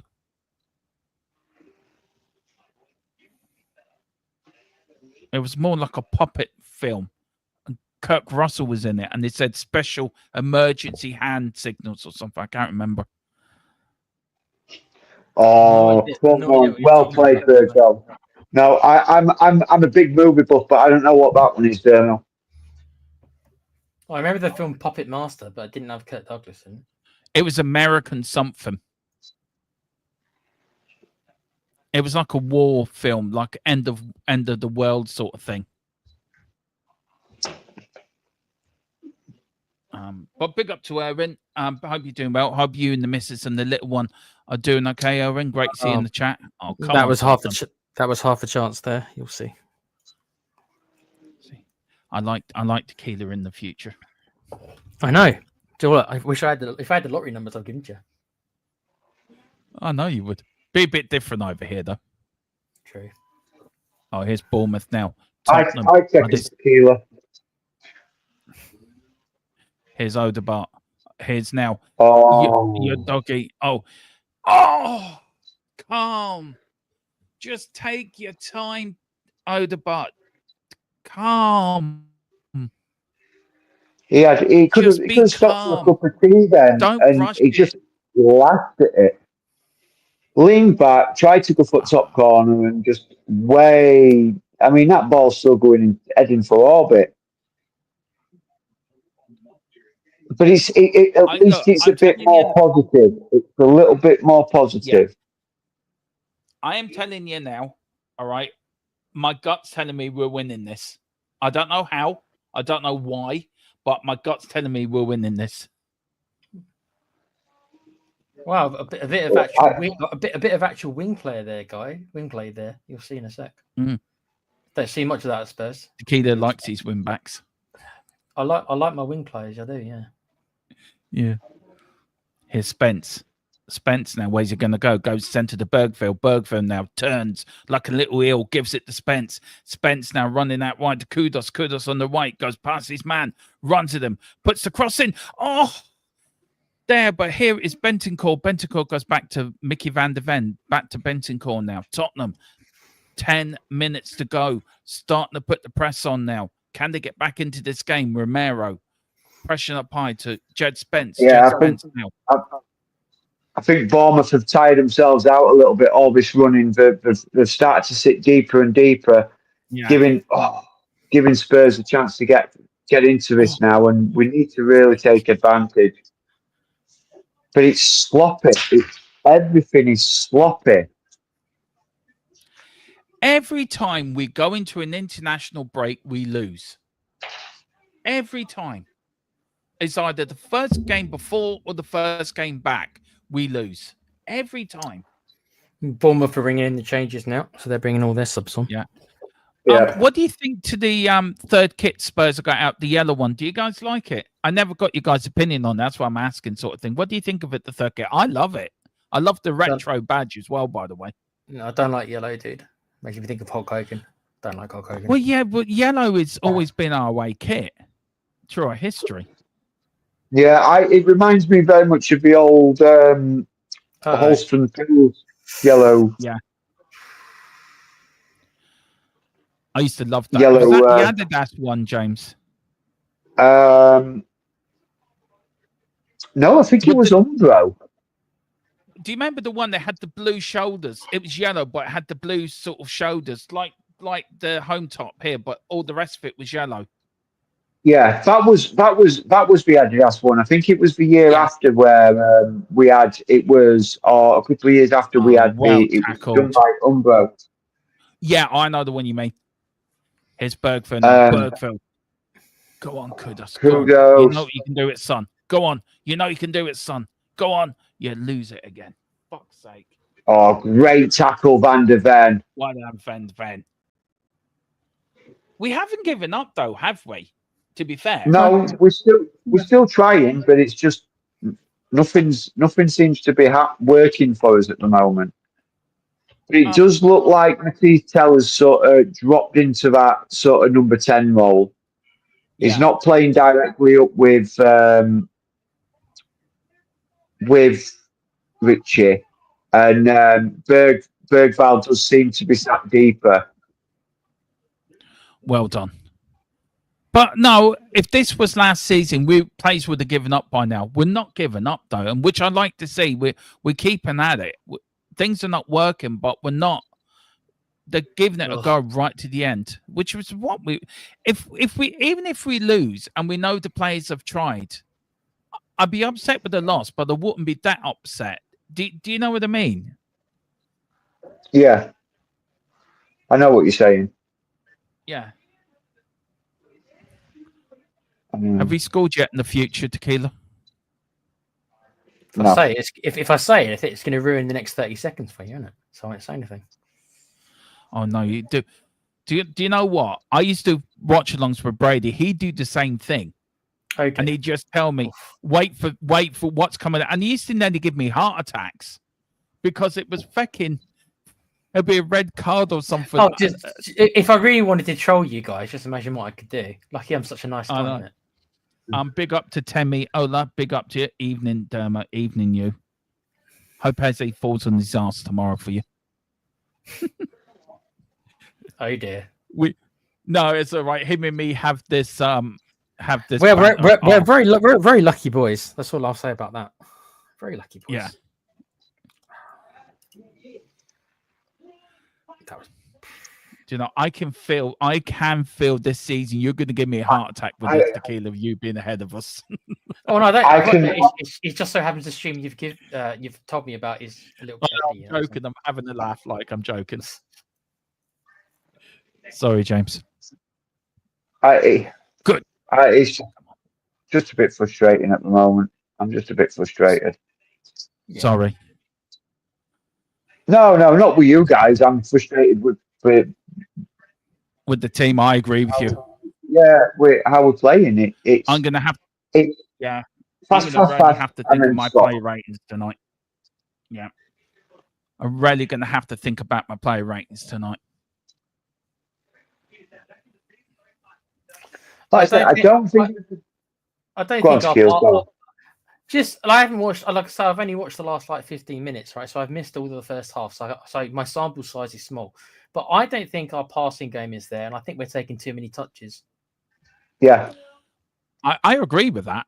To be fair, yeah, just based on the last 15 minutes. That's just based on my observation. The last 15 minutes. Prime example of what Tequila just said there that I've just seen, but you probably a little bit in advance of us. It looked like Matisse Tell out on that wing, touch, tries to move the ball again, and then loses out to it. Mm-hmm. Yeah. Tottenham now. Here is what you can do with it. No movement, no nothing, but here's Kudos now. Go on. You know what you can do, Kudos. Show us what you can do. Good cross. Bournemouth are starting to do their time wasting antics. This will send them off a cliff when he sees what I just saw. Here we go. Oh, I've got stiff leg. 2, stiff leg. 3, 4, 5. Oh, he's got cramp. He's got cramp. He's got cramp, Dermo. They're checking him. Oh, they're getting the ice out. He's got cramp in his leg. Poor Get guy. off the fucking pitch, then. He's looking so much pain, Dermo. Dermo, don't be saying humane. He's hurt, Dermo. He's got a bad leg. Jesus Christ! And there was nowhere near him. He just flopped over like he fell over like he were like. Oh, bit of breaking news, guys. We've got a little bit of breaking news. Deals off. Chelsea cancel Nicholas Jackson's loan to Bayern Munich. Get him in, Levy. Now's a chance. Let's get him in. I can see James's face. I'm sorry. I need to bring this comment up, Demo. That's really funny. That well done. Yeah. What do you reckon, James? You reckon he already has? Oh, she doesn't look happy. It's I'm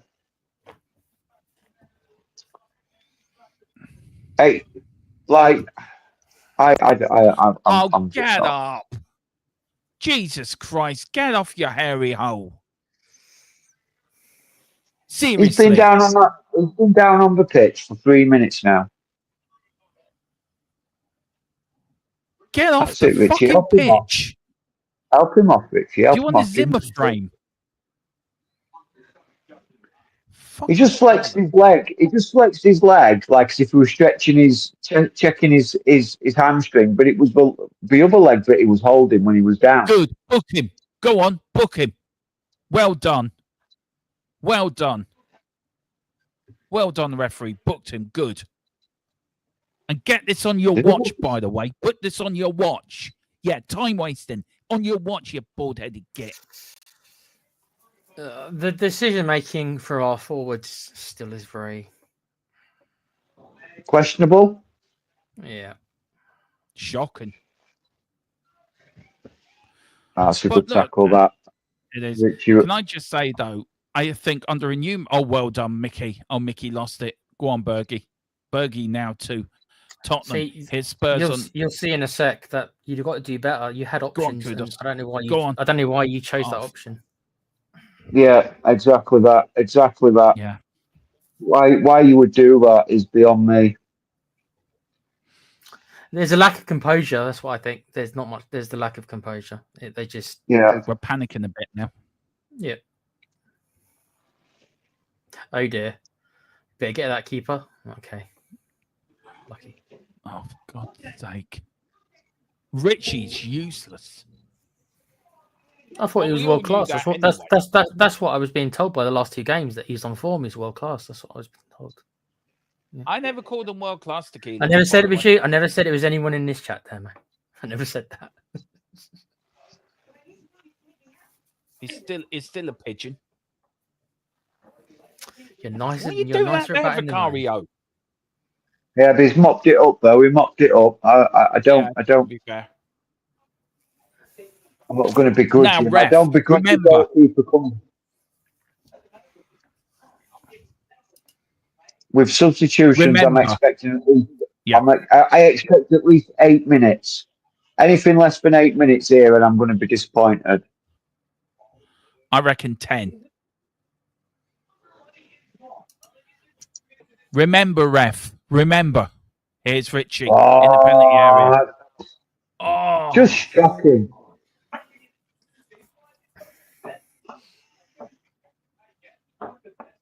big up to Patriot. Johnson should be sacked. I totally agree. I can't comment on that. He pretty much was off by the time I started watching. So It I was can only brutal imagine. today. He ain't So a winger. Same I as keep normal. Then, telling everyone. other than his movement, same as normal. Then 7 minutes. James. Where have you got that from? Right, so Spurs have made 4 substitutions, yeah? Bournemouth have made 4 substitutions. Now, that's 8 substitutions in total. Right, each substitution is worth 30 seconds each. That's what they say. As a given, a substitution takes 30 seconds. So even at 8, that's 4 minutes there. The Bournemouth player was down on the pitch just that one time for 3.5 For 5 minutes. minutes? That's Okay, yeah. 3.5 minutes, like 7.5 minutes. But there's also been other stoppages. half chance there, guys. You'll see.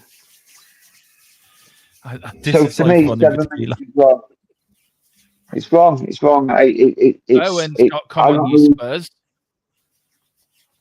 Has something happened?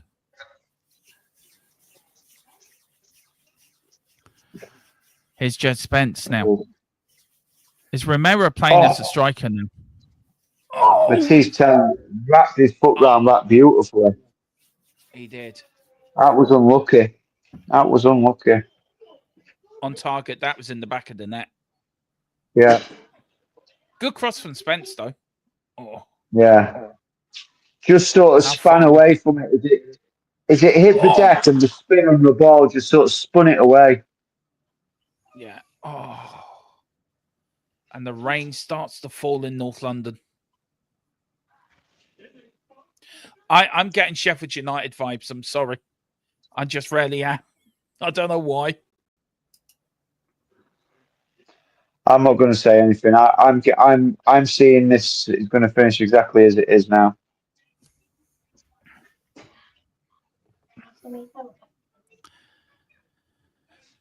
Come on. Now, a question. If the referee, right, is seeing... One thing I liked about Thomas Frank, he hasn't sat down for the whole game. He's always been pointing, hasn't he, James? He's been shouting and pointing. Yeah. And... trying to get instructions across to the players and Yeah. that. Again, Richarlison there, completely manhandled by. Oh, he did actually give it. He did He actually did. give it. Referee is still an idiot, but no, he's giving a throw in. Oh, I thought it was. I thought it was a free kick he's given. No, Um, yeah, then he's still an idiot, ref. There. Should have blasted it, mate. Yeah. Just blast it from there. Have a pop. No. Final score, guys, will be on at 5:15, where there will be a bit of a rant. Go on, have a pop, son. Go on, have a pop. Go on, have a crack. Kudos. Oh, should have. Do you know what, Tequila? I think you're right. He had a chance there to have a pop, didn't he? Yeah. Bergville. Yep. Oh, there. That's where he should have shot. There. Yeah. Here's Spence now. Spence out to Kudos. Kudos surging down this right wing, looking for a man in the middle. Nobody there. Hits the Bournemouth player. Oh, Birdwell with a crunching tackle. He'll probably get booked for that. No, you're keeping your card in your pocket this time. Sure, he's a Spurs player, you know. Good tackle. Oh, that was a great tackle. Still give a free kick though. Yeah. We need The the striker, Bournemouth guys. player. 2 more players in before Monday.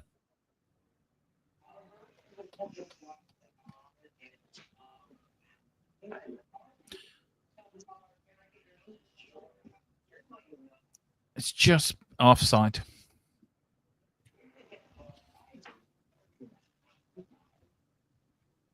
Anyway, Vicario, is he going to launch it long? He is. He's going to launch it long. Whack. Straight up the field. They're leaving ourselves very wide open here, as expected. Here is Mateus Tail now. Odegaard's trying to get. He was being crowded out there. It was a free kick. That was a free kick. The referee doesn't give it. And Tottenham here. Here's Spence now. 2 minutes to go. Can Spurs get something from this game? Even a point. That was a free kick. Oh, seriously. Oh, yeah, of course, you're going to give it to the Bournemouth player, aren't you? But don't worry, the Tottenham player got absolutely foot stood on and he's rolling around, catching his foot, and you don't call it free kick. But you think the Bournemouth player fell down because a gust of winds caught his hair and because you're jealous of him and he's promised you probably a Bournemouth season ticket for the next 20 years, you're giving him a free kick. You're a bent referee. Yeah, and waste a few more minutes then. I hope you fucking added this on, referee. Add these times on. Fucking gobshite. Several F-bombs at 3 in the afternoon. Well done, Dermo. You what? I said several F-bombs at like 5 o'clock in the afternoon. Sorry. Well, since my stream just went down, so I'm just sitting here quietly. I'm gonna give you a roundup of the other games that have been going off in the Premier League and whatever. So obviously Chelsea beat Fulham 2-0. Sunderland are currently beating Brentford 2-1. Everton are currently beating Wolves 3-2. That has actually just become a full-time result. Everton have beaten Wolves 3-2. Manchester United and Burnley is 2-2. And obviously it's still 1-0 Bournemouth in this game.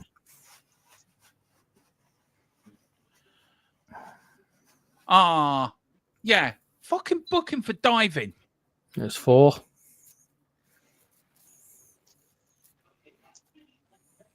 This referee's been atrocious. He didn't even touch him. He brought the Tottenham player down. And then he did. Hang on a minute. He didn't. He says he went down clutching his face. His arm was never near his face. Absolutely dreadful. And I saw it again on the Liverpool game. This is coming into our game and it needs to be stamped out. Anyway, free kick to Spurs. Can we get an equaliser from here?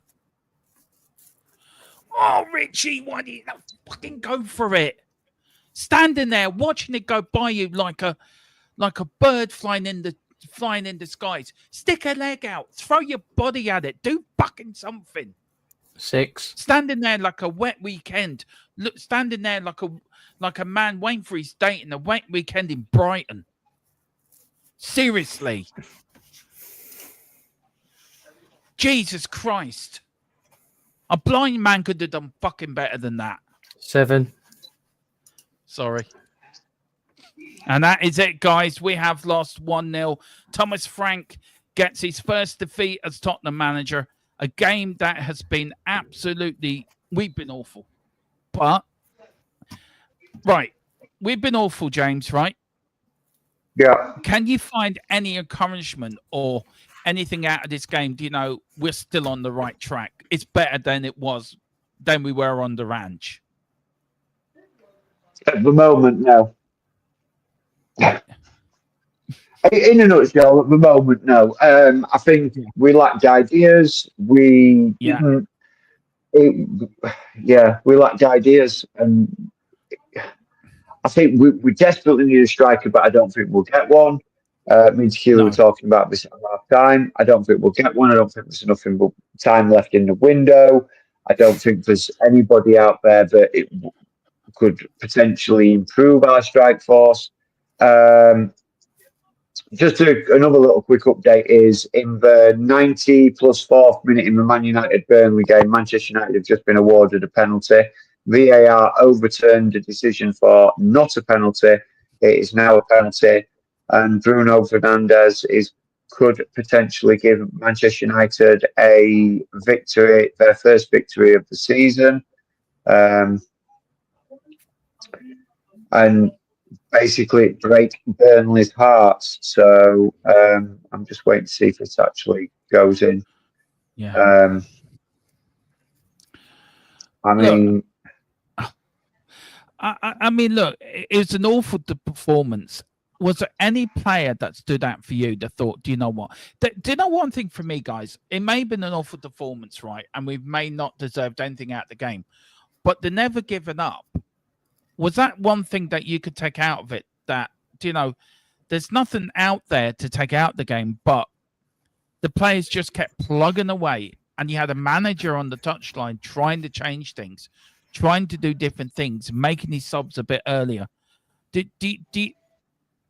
Is it a defeat that's a positive. That is a positive. Rather than having a manager that doesn't just sit there and not do anything. Yeah. Manchester United did score the penalty, by the way. Are they winning? 3-2 now. Yeah, listen carefully. You can hear Com all the way from his holiday location screaming. That's how you know. Yeah. 90 plus 7th minute penalty to Manchester United. Manchester United score 3-2. Man United. I mean, the positive is that I would say is that the manager at least tried to influence the game rather than sit there and just expect it to be done. But I just feel like once again, yes, we've made 2 good signings in Simons and Kudus, but once again, I just find that our lack of transfer activity earlier in the window or our lack of ability to get deals done quickly and to look at players, right, this is what the manager wants, this is what the team needs, this is where we need to invest for money, this is where it needs to be, and getting it done and getting the manager so the players are together through pre-season, they know how to work together. Look, I'm not going to say there's not going to be more bumps in the road. I'm not saying that a striker would solve all our problems. Of course not. I'm not that naive. But I just find that our inability to act is costing us. And I say it, and it's the same every year. Our inability to act, it shouldn't surprise me, but our inability to act and act quickly and be decisive in transfer windows is again just costing us. I mean, look, sorry. Yeah, sorry. Go on, James. Sorry, man. It's fine. I'm good, I'm finished. I apologize. I don't know. I don't know if the lagging is my end. It might be because we've got rough weather. So I do apologize if I've cut across you, James, or I've cut across you. It's not been intentionally. It really hasn't. I know my VPN can send the StreamYard a bit wonky. I have turned it off now, so hopefully it's going to settle itself. But I do apologize. Everyone wants to hear you talk because you're like you talk a lot of sense and you talk a lot of in depth into conversation. So people like to hear you, and I feel a bit guilty for cutting across you, which I'm not doing deliberately. So I do apologize for that. No, you're okay. Tequila, look, I think I agree with James and everything he said. But if you do look, do you know, you said it in the chat, no need for knee-jerk reactions. Do you think we have to look today as a lesson learned for Thomas Frank, where he might need to change stuff within the tactics or no, not really. his system? No. This is why when we went over the Europa League, the Champions League draw, and you guys were so confident that we were going to beat teams like Villarreal at home, and I was like, hold on a second, we're not what you think we are. This just backs up what I was saying. If Bournemouth can beat us, why do you think that Villarreal are going to be such an easy walkover? Yeah. Because in my opinion, right, as James has said, you know, we're not going to become world beaters overnight, if ever, right? I see improvements over Ange, but that's because I viewed Ange so poorly, me personally. So I already can see little things which I think he does better, right? But if you think, I still think we finish maybe 8th. So my prediction of 9th has gone up to 8th because we now do have a number 10 who hopefully will do a job. So my position has gone to 8th. So if I think we're going to finish 8th, getting 6 points out of the first 3 games, one of those games being against Man City, that's really good. Yeah, so it is. I don't react on a game by game basis, Dermo. I just don't. No, I know. I'm probably a bit more as a fan emotional like when it comes to razzle dazzle, like back to life, back to reality. I never left reality, Razzle, mate. No, because I don't work by a game basis. I'm not telling you guys what to do, but this is so I don't react just to one game. It takes you have to look for it. You have to look. You need a longer sample. Come back to me in 6 months. Even that's on the short side. Or come back to me at the end of the season. Then we'll know if there's been progress or not. Yeah. Not 2.5 months and 3 competitive games. James, with the transfer window closed Monday, Yes. If you're a Thomas Frank and you've just seen this game, what's on your to-do list between now and 7:00 Monday evening? I go to my chairman and I say, I don't care how much money you think you've got, you spend more and you buy me these players. Yeah. But in a nutshell, Dermo, in a nutshell. Yeah, no, that's fair. That's the fair. only way you're going to fix this is by throwing money at it. Yeah. And bringing players in, because the players that we've got are not up to par, we're not up to scratch. I still think. James, can I ask you something quickly? Yes. Just quickly. Yeah, just want to challenge you on one thing, then I'll shut up. When you say not up to par, when you say not up to par, yes. What is the expectations for you? What is par for you with our team this year? What is par? This year, or as what is par as in general for Tottenham Hotspur?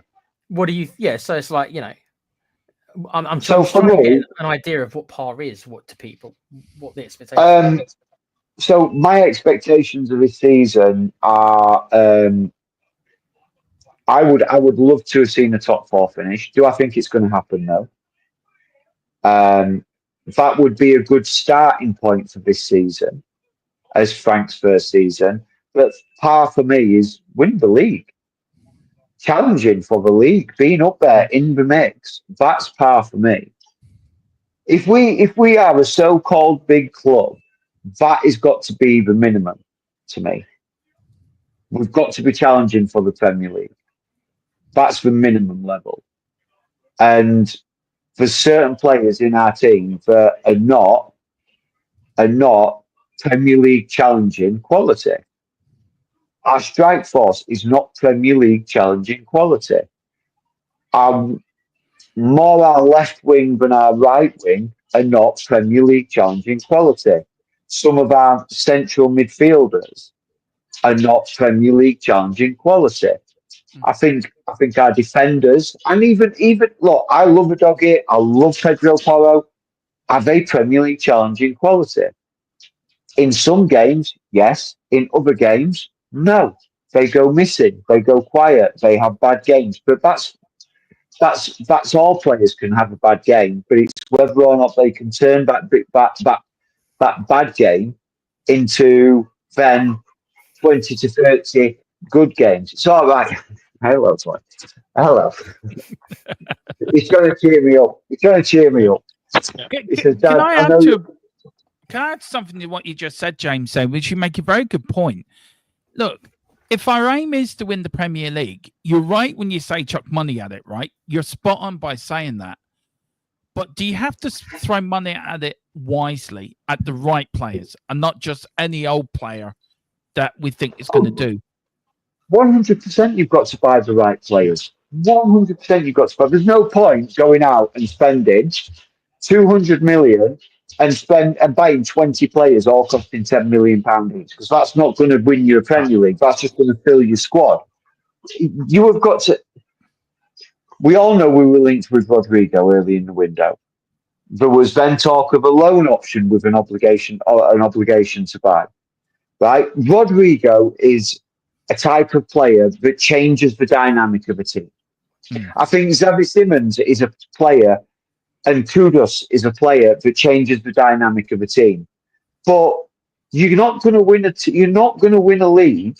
We've been in this situation before when we had Kane and Son together, and they were firing in the primes and building one of the best partnerships in the Premier League for goals and assists, for goal involvements together, right? When we had Gareth Bale, you get these players and then you build a team around him. You bring in the player after player. It's what the Man Cities, what the Liverpools, what the Chelseas, heaven forbid I say it, what Arsenal, yes, Arsenal have not won anything, but what the Arsenals do, they get the quality and then they build teams around it. And what we don't do is we have these two or three quality players, and instead of them building teams around it, we throw shit at them and we expect it to stick. And think, well, we've got these three quality players, they'll carry us forward. No, three players are never going to carry a team. A squad carries a team. An entire squad from top to bottom carries a team. And then if you get the youth that are coming through, they know they have to work twice as hard because they're looking at world-class players and thinking, if I want a chance to break into this first team, I have got to raise my game to the highest possible level and beyond. I mean, look, Tequila, you saw me, you joined me when I did the under-21. You're talking about youth, James, right? And I watched the first two under-21 games. Well, the first one was a bit of a disaster, but I watched the second one. There's not many players, and you can vouch this for me, Tequila, because you were looking after chat that night. There's not many youngsters that are coming in to this Tottenham, in the Tottenham youth system that I think can break into this first team. I really don't. And and I think it needs Paratici to come back in, which he is coming back in, to restructure it again. We need Paratici in charge of a window. I say it before and I say it again. You look at a Paratici window and you look at a Lang window. Lang has failed us over 3 windows. Absolutely failed the managers. Absolutely failed this football club. You got a Paratici and you look at the players he brought in 2 windows, James and Tequila. Well, Daniel Levy can't feel that way because he's the one who's still employing Lange. So if he was as bad as you say, his demo, why is he still in the job? Because he's cheap. Yeah. Okay. In my opinion, Tequila, that's just my opinion. No, I agree. Yeah, because Joel Lang is cheap.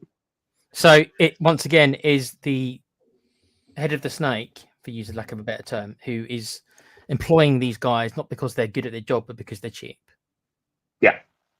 And not so much that Johan Lang is cheap, but he will try and find cheap players. And Daniel Levy is going to love the fact that they're cheap players. So Paratici had the main dealings with getting the Xavi Simons over the line so quickly. Man comes in and says, right, if you want this player, I'll get him. Goes out, makes phone calls, goes to RB Leipzig, says, what do you want? Okay, I will get you the money. Goes back to phones Daniel Levy, says, this is what it's going to cost you. They're not going to accept anything less. Pay the money, we'll get the player. They pay the money, they get the player. We could have done that 5 times over this summer window alone. Yeah. The Eze deal. We allowed Arsenal and Crystal Palace to dictate that transfer. Right? And we had a week where we didn't do anything, didn't we? Yeah, we just sat there and was like, Crystal Palace said, "Oh, we just want him to play this game," and we were like, "Okay, we'll wait for you." No, you don't wait. We allowed Eze's release clause to expire. We allowed that. Daniel Levy allowed that to happen. If players have got a release clause that is expiring and you want that player, you don't sit there and go, yeah, but if I wait, it makes no sense. You go and you say, right, this is release clause, there's the money, I'm having the player, thank you very much. And then it's up to an opposition team, if someone like Arsenal, for them to come in and say, okay, we're going to pay that release clause as well. We're going to match that offer, and then that's up to the player. You don't wait for the club to go, yeah, but we just want him to play Thursday. And you go, okay, well, when Thursday's gone, give us a call and we'll let you know how much we're going to offer. Because then you're just opening the door for absolute anything to happen. The Morgan Gibbs White deal, another prime example of the owner controlling his player. And look, there'll be all the talk about with the Gibbs White deal and were we tapping him up and did we get the information? We will never know the answer to that question. I don't care who you are. The only people who know the answer to that question are the people who were on the phone calls. Yeah. The early window before the Club World Cup, the amount of players that were out of contract and that could have had a significant impact on our squad. Not just on the starting 11. I'm not talking about starting 11 players. I'm talking about players that would have had a significant impact on our team, on our squad, that we could have got for nothing. No transfer fees, just increasing wages. We could have signed 4 or 5. Ryan Cherky, Jonathan David, The Gomez kid from France Gomez was as well. on a free as well. Yeah. Who could have come into our team? Mateus Cunha, who went to Man United. Players who wouldn't have cost us a penny, who could have improved the overall squad depth. Yeah. But we didn't. We sat on his hands. We sat there and went, oh, yeah, but we've signed Matisse Tell. We were always going to sign Matisse Tell. Bayern Munich didn't want him. Yeah. But anyway, I'm ranting, and I'm sorry, I'm not going to rant anymore. No, you're grand. Look, we are going to finish off now because we do have final score at 5:30, guys. So we'll be back on then. James, look, international break. Let's try to end it on a positive note, because I think, to be fair, as you said, having a manager that coaches the team and gets his tactics, that's a positive we can look for, thinking, okay, that's better. Yeah. Any player today that came on, they thought, do you know what? If you could pick one player out of Tottenham, out of the first 11 or the substitute, who came on and they thought, do you know what? He did try. He was trying to make a difference. Lucas Bergvall and Van der Ven. But I also tip my hat to Vicario, who kept that game at 1-0. So is he your man of the match? If you could give one to Tottenham, would he be your man of the match? It'd be a toss-up between Vicario and Van der Ven for me. I think Vicario just slightly pips it. Yeah. And ref, how much for the ref? How many ratings are you going to give? Yeah, I thought you might. That's what I thought you're going to give him 0. So I suppose you gave him 1. Tequila, I know you only saw a little bit of the game, and thank you for coming on because I had to jump off and do something. So thank you so much for jumping on. I really appreciate it. Who would you give your man in the match to for what you saw of the game? Pretty easily. I think Bergville was Spurs' best player in the 25 minutes that I watched of the second part of the second half. Significantly, a couple of it. I think he needs to improve his decision making a bit.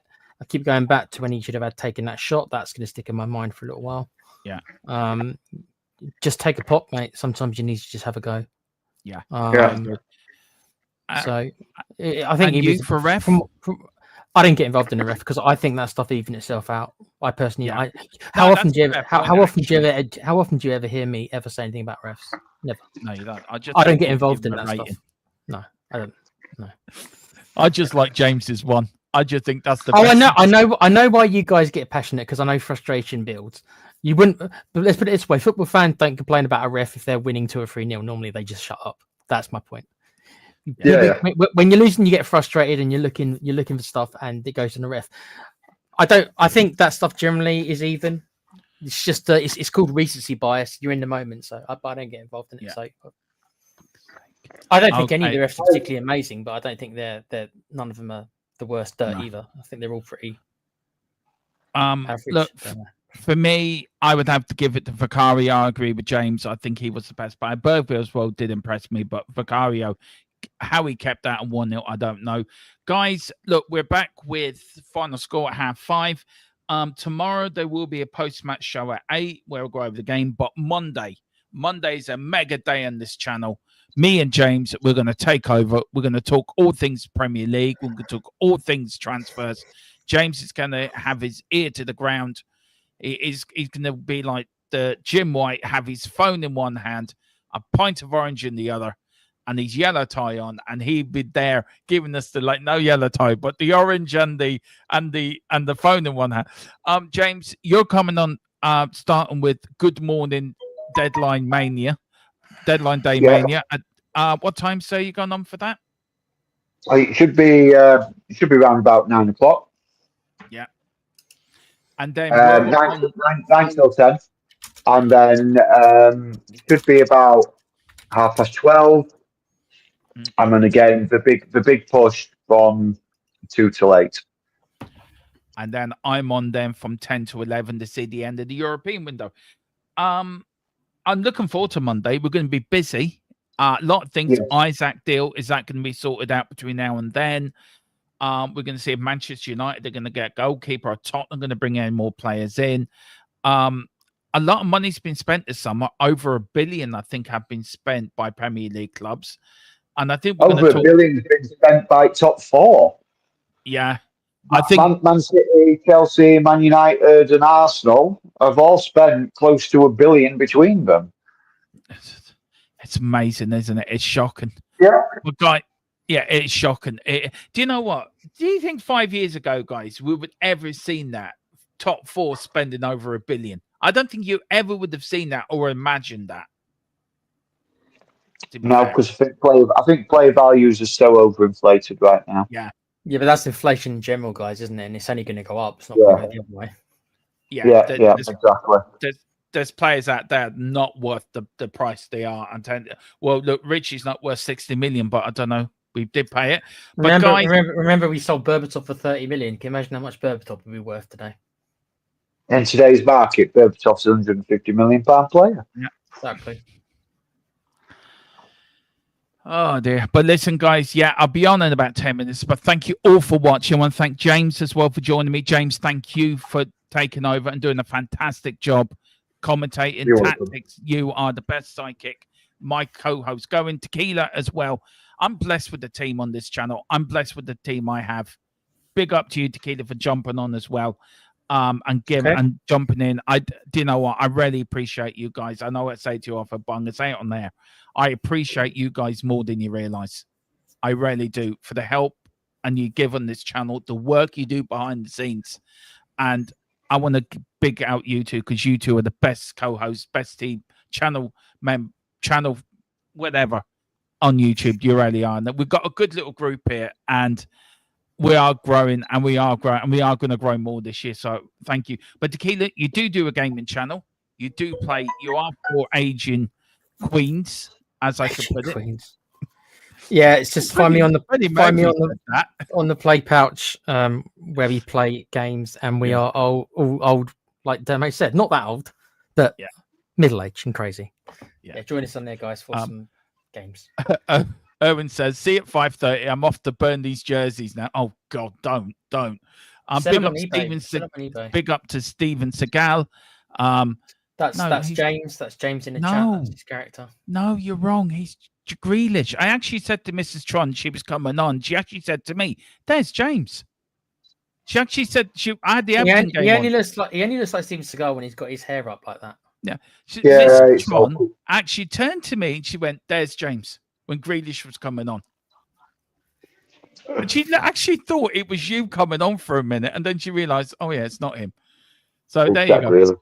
If James had a fraction of Jack Grealish's money, he would not be on the channel with us.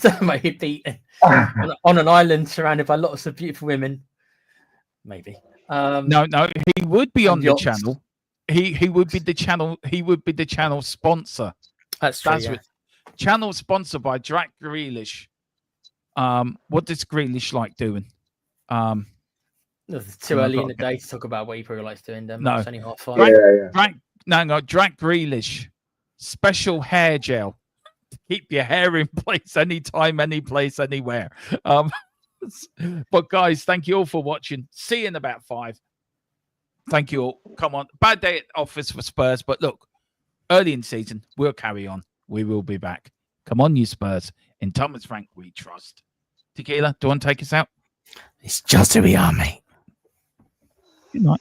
Eyes on the prize, victory in sight with all our might, with all our might, with all our might.